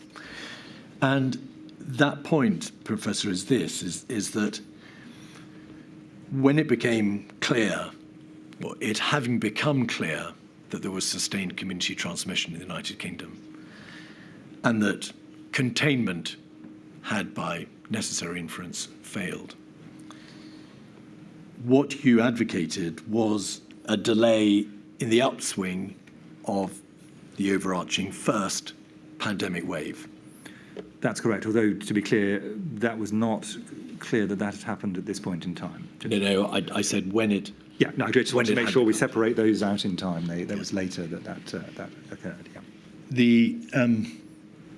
The strategy that there should be a delay in the upswing, which some people have called a mitigation strategy as opposed to suppression, but there's a huge debate to be had about whether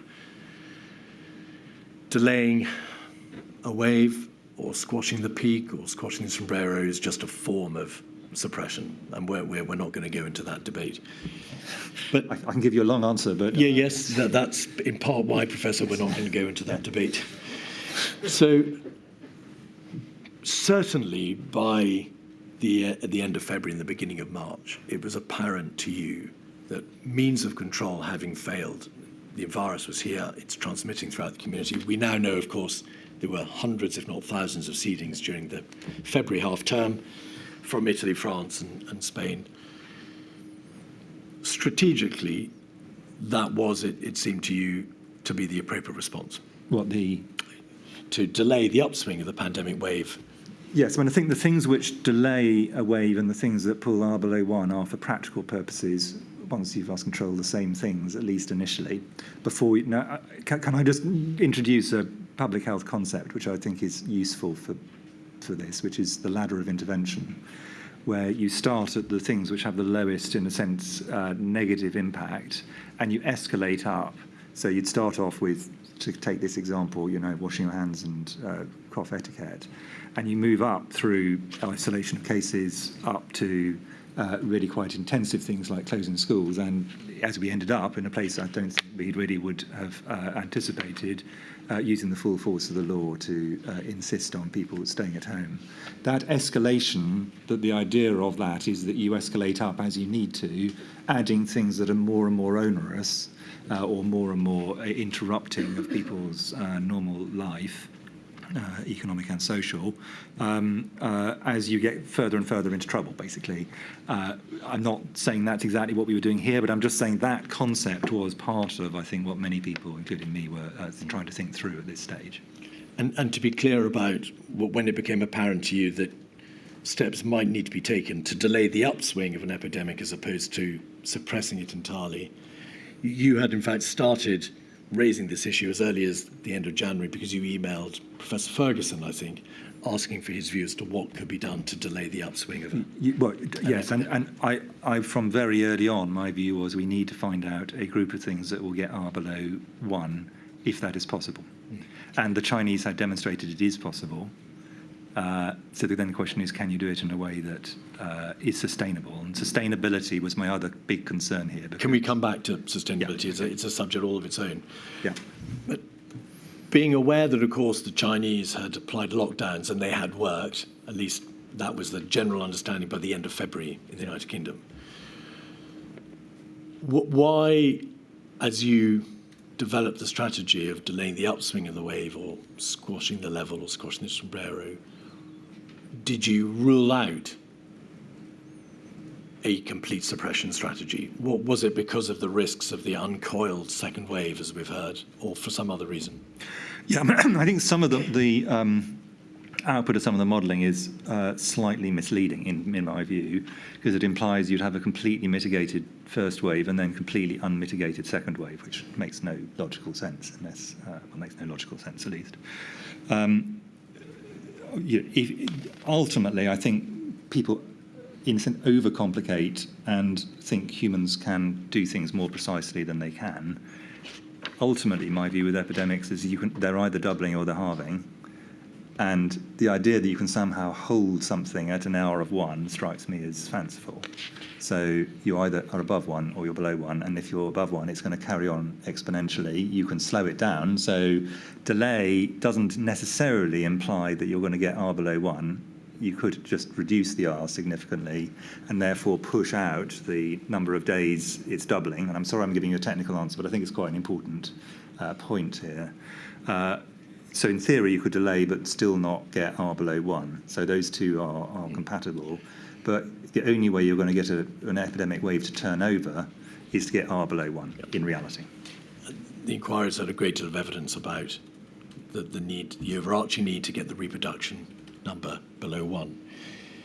Why then, well, how did this whole debate, and we've seen it reflected in witness evidence and in the press, the statement of David Halpern of the Behavioural Insight team in Downing Street, this notion that, or rather a belief that you and your colleagues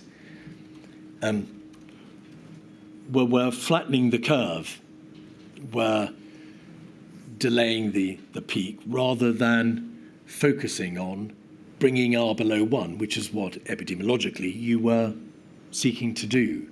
That there appears to have been an enormous debate about whether or not you were squashing the sombrero, flattening the curve, mitigating, suppressing.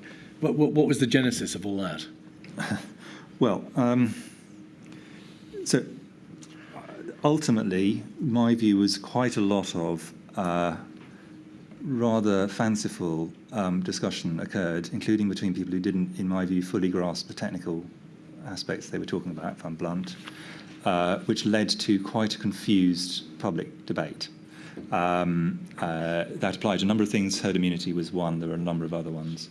And on several occasions, as you have probably had the privilege of reading my rather dull, compared to other people's WhatsApps, I implore people not to try and talk about some of these issues because I think they are confusing rather than enlightening the public. But there we are. Lots of people like to talk. So I think I think there was a confusion. Some of it stemmed from an actual strategic lack of clarity, and some of it, in my view, stemmed from, if I'm honest, a little knowledge being a dangerous thing. In terms of strategy, you've referred to the Coronavirus Action Plan on the 3rd of March. Could we have that up? 57508. This was published, as you know, on the 3rd of March. You provided comments on multiple iterations of this plan, according to your statement, and no doubt it reflected your views on the clinical and public health matters. Why was this plan, to the extent that it dealt, as you've said, with clinical and public health matters, not put before SAGE? Do you know? It's a policy document.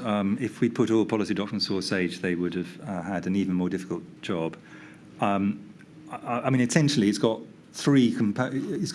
well, it's got 4 components, 3 of which I think are reasonably thought through for this point in the pandemic, but one of which was, for practical purposes, almost irrelevant by the time it had arrived. Contain. So it's contain, delay, research, and mitigate. My view is the strategy, the tactical points made. Slow down, Professor. The tactical points made under those 3 components, which had been thought through reasonably, in my view, were okay for a document at this quite high level. That admirably, there was an attempt to make this a 4 nations document, but by the time you've got something going around all of government and in 4 nations, it's not an overnight process. And the contain stage of things was near or at its end pretty well at the point that this document hit the printing presses. So that's just a practical reality. Paragraph 3.9 on page 10 says this: if it does take hold, lowering the peak impact and pushing it away from the winter season. So there's a reference there to the peak. So that refers back to our earlier debate. But surely, as the Chief Medical Officer, you must have had a view on the publication of a document on the 3rd of March, commissioned in the first week in February, on the 10th of February, in fact, by the Secretary of State, and it was the sole document, strategy document, published by the British government. I think this is It was out of date by the time it was published. Well, I think that going back to the previous discussion, once you're in an exponential curve, you get out of date remarkably quickly. But you have repeatedly said we the government, we. You knew that SAGE had not been consulted on this. You had drafted various iterations of this document, or contributed at least to the text. You couldn't have been unaware of the fact that this sole strategy document was out of date by the date of publication. You, more than anybody, knew containment had been lost weeks before. No, I disagree that containment had been lost weeks before. I think that it was close to the point where you had to abandon it around this time. But we can come back to that if you want. So it wasn't weeks before. The problem with this document is essentially there's nothing wrong with the document, it's just too late. If it had been published when it was first conceived, as I recall it, it would have been much more in date. This is one of the problems of trying to develop these kind of documents on the hoof during an exponential rise. That's just a reality. And no doubt you regret that this document was published at all, given that it was out of date. Well, it was a lot better than no document, according to your previous perfectly reasonable points. Professor, you cannot seek to sustain the value of a single strategy document, the only document published by the UK government that you knew, to a certain knowledge, had been out of date in relation to its first and important strategic plan, contain. There will maybe come a point where the Chief Medical Officer is given plenipotentiary powers to run all policy documents across government, but this is not that moment. I think I completely accept there are bits of this document that are out of date.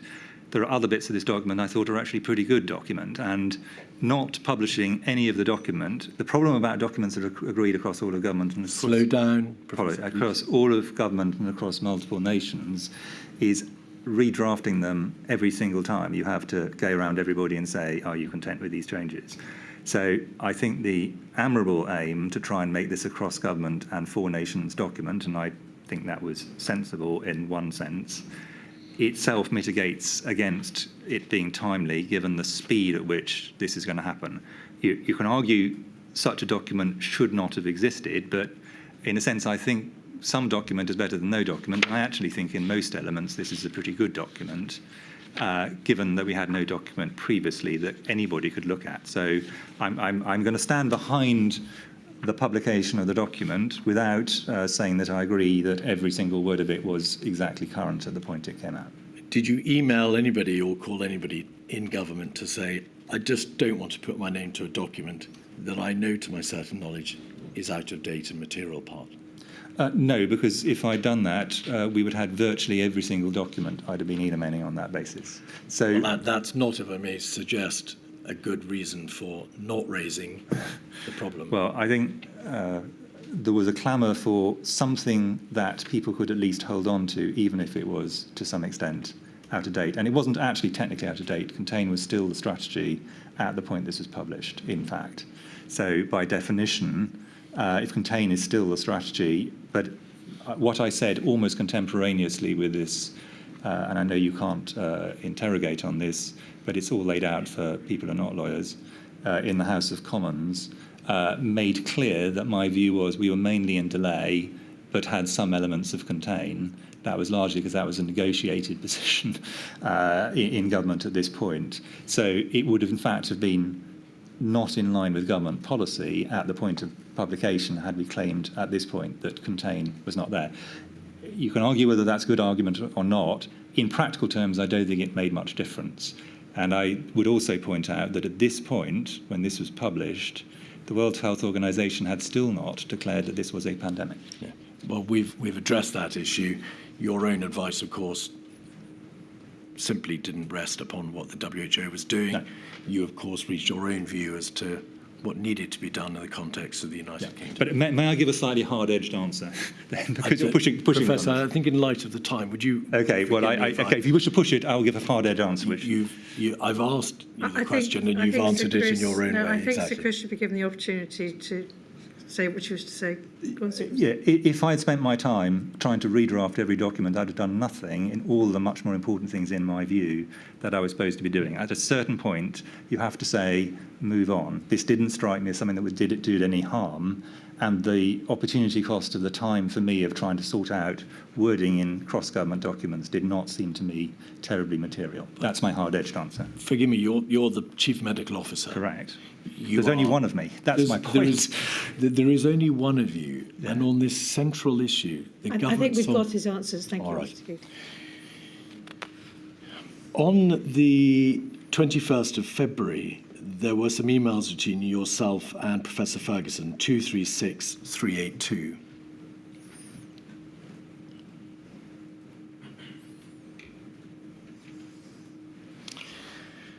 If we could look at page 3 briefly.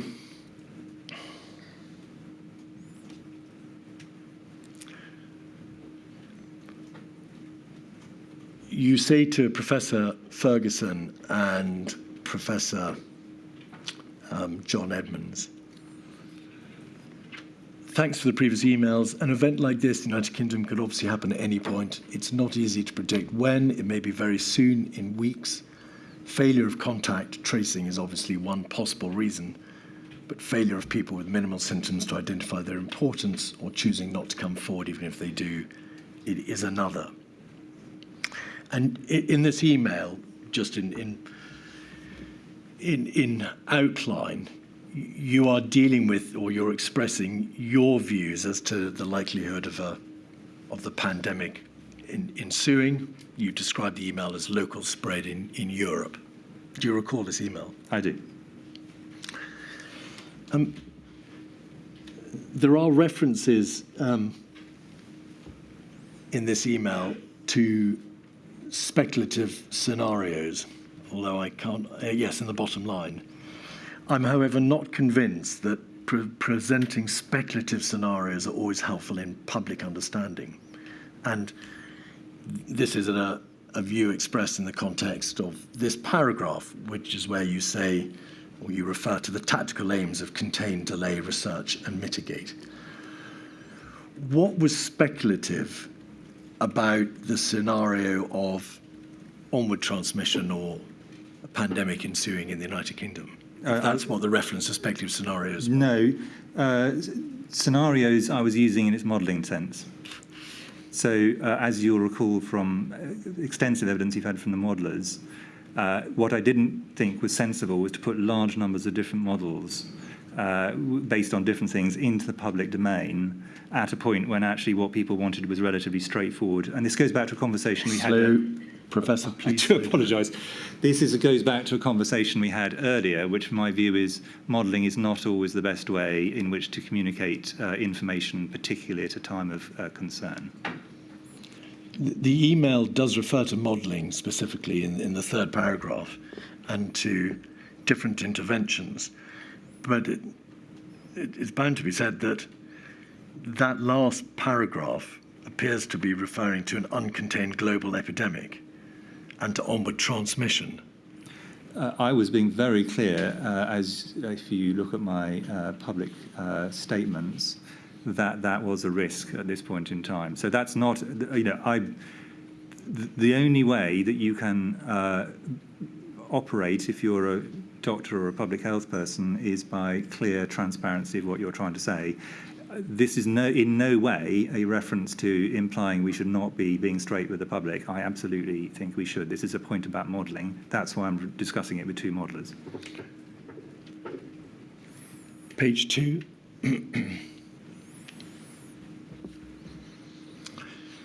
Professor Ferguson says, thanks, Chris. I'll respond more fully tomorrow.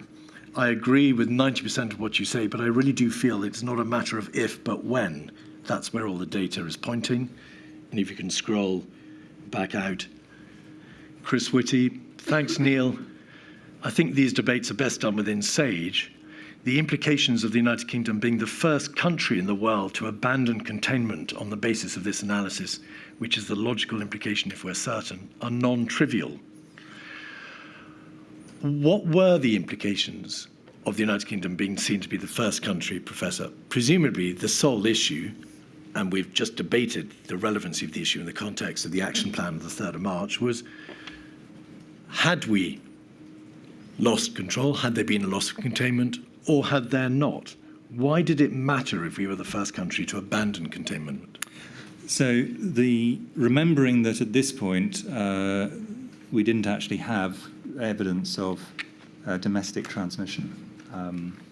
From memory, the number of cases was, I think, still under 10. I could be wrong about those numbers. And we had no deaths. If we'd been in a situation where, at two levels, either where we had said to the general public, right, that's it, we're going to stop trying to contain this, everyone else is trying to contain this, but we're giving up now, I think it would domestically have been very difficult to sustain. But also internationally, the point about containment is it's an international issue. It's much best done if this is done in a sense as a collective decision globally to accept this is now a pandemic and containment is really a non-achievable outcome, which is not the point where the WHO were. It took a long time before they got to declaring this a pandemic. It wasn't where other countries were. My point was really to Professor Ferguson. Yes, your models are probably right, actually. By this stage, I'd taken the view that this is probably correct. But that didn't flow into, given the small numbers of cases in our country, that we should therefore declare containment essentially dead. That is the reason for this discussion. And the other point, which I would reiterate, and I was very firmly of the view that some people, including extremely eminent colleagues like these, were having conversations, in a sense, out of the SAGE or any other process, when my view is they were much best done in that process where the scientific debate could be had with all the right people in a minuted conversation. So I was, that's the other thing I was trying to avoid, was this becoming a kind of informal policy-making process driven by particular people's views based on their own models, all of whom I have to say I have huge respect for. This is not a comment about the individuals. You have, of course, in the course of your evidence, Professor, repeatedly said we, and as I've noted, referred to government and to we, including yourself and government. Yeah. Were you concerned politically about the ramifications of the United Kingdom being the first country to be seen to abandon containment? No, it's not my job to have a political view. It's a public health view. All right. On the 24th of February, Professor Ferguson sent to you and Sir Patrick an initial analysis of the potential impact of a variety of non-pharmaceutical interventions. Yep. So this was the Imperial College London's, one of their first stabs at setting out a suite of measures. And in essence, as you'll recall, ICL suggested or identified a package combining multiple measures and supposed or estimated that they would likely have major effect. Yeah. That report was discussed at SAGE on the 25th of February, the next day.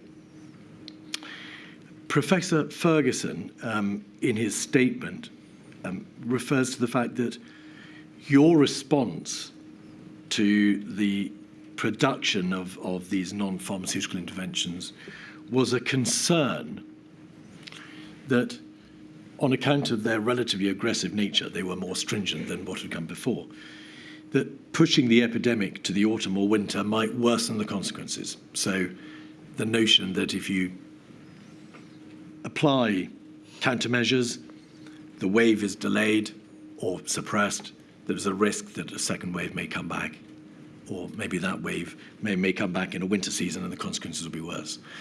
Can you please tell the inquiry to what extent you were concerned about the potential consequences in, of course, February, about the introduction of more aggressive countermeasures? So I think Professor Ferguson and actually some of the others misremember a very strong view of mine, but they misremember the reasons for it, which was that a wave in the winter was going to be very problematic. This is the following winter. But my view was that, and remember this was my view based in large part on what had happened to previous flu pandemics, accepting all the differences, where the second wave in the winter was from memory, all three of the major ones in the 20th century, worse than the first and was in the winter.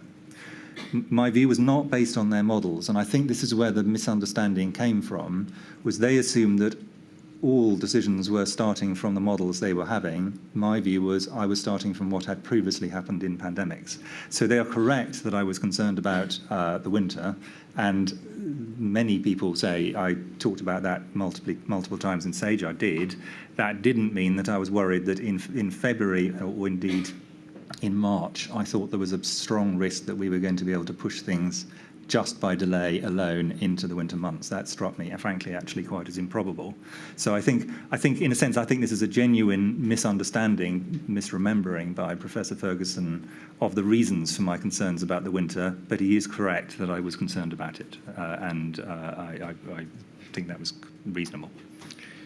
And there are multiple other emails of mine that make this clear that was my view, just to be clear. 151558 is a presentation from the Cabinet Secretariat titled Interventions Overview. It's dated the 6th of March.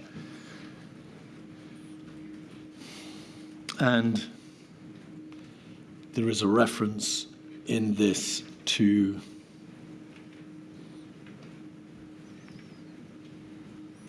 page 3, I think it must be. Is this where there's this wholly improbable suggestion that you completely suppress a wave and then choose not to in any way mitigate the subsequent wave? I mean, that I think is what we're talking about. It is. Yeah. These words, very stringent social and behavioural interventions, such as those in China, have the potential to prevent a major epidemic establishing, but risks a large epidemic re-establishing when lifted. And that, putting aside the accuracy or not of the green line, that sentence is reflective, is it not, of the uncoiled spring debate. Yes, and this is in a sense just a statement of fact, which is if you go for a suppression strategy, for however long you do it, and China has demonstrated this pretty clearly in the last year, at a certain point you will have to release it, and then the pandemic is still with you, and then you will have what is called in epidemiology an exit wave.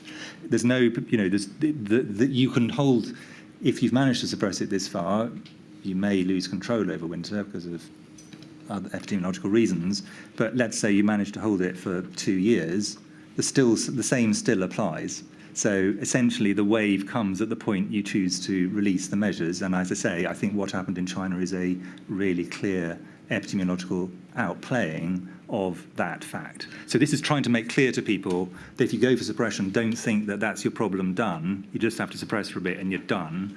at some point you're going to have to face this, and the question is, at what point do you want to? Did you prepare this or contribute to this presentation? No.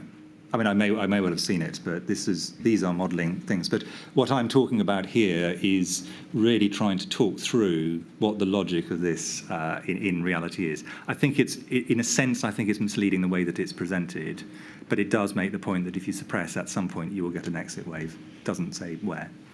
Professor, did your concern about the relatively severe consequences of a virus re-establishing itself in a subsequent winter, or of a virus recoiling like an uncoiled spring, or however you wish to describe it, did your concern influence in any way your willingness to countenance the more stringent interventions which were being recommended at the time, and which, of course, as we know, ultimately came to be imposed? No, and you should recall that in the 3 flu pandemics I was talking about, they didn't do any of these, and they still got a bigger winter wave.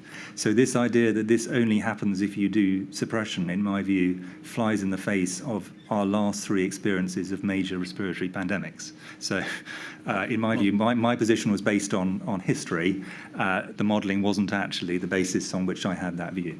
Well, then, either the suggestion that you held those concerns and you allowed them to influence your willingness to engage these and support these more stringent interventions is correct, or this important Cabinet Secretariat presentation is materially misleading insofar as it suggests that a large epidemic will be re-established when measures are lifted. Well, which is it? Is a statement of fact that if you have a circulating pandemic for which there is zero immunity, so assuming we haven't yet got a vaccine, and potentially even if you have got a vaccine, as China demonstrated, if you suppress for a long period of time, at some point you will have to have an exit wave. Now, if you have a completely effective vaccine, that may be eliminated. If you have extraordinarily effective treatment, it may be you get an exit wave with no deaths. There are a lot of scenarios that's a perfectly logical thing to do. But the idea that you can, absent an extremely effective vaccine, suppress and then not have an exit wave is not realistic. And that's really what this slide makes. It may make the point rather badly. But again, you cannot see, I cannot see a situation where anybody with what I will bluntly call an ounce of common sense would suppress a virus until the winter and then deliberately release it, which is, in a sense, if you were taking an absolutely literal interpretation of this, you would take. Clearly, that's not going to be a logical thing to do, and I don't think anybody, as far as I'm aware, ever suggested that. Lady. Certainly. Thank you very much indeed. It's 9:30 tomorrow. Yes, please. All rise.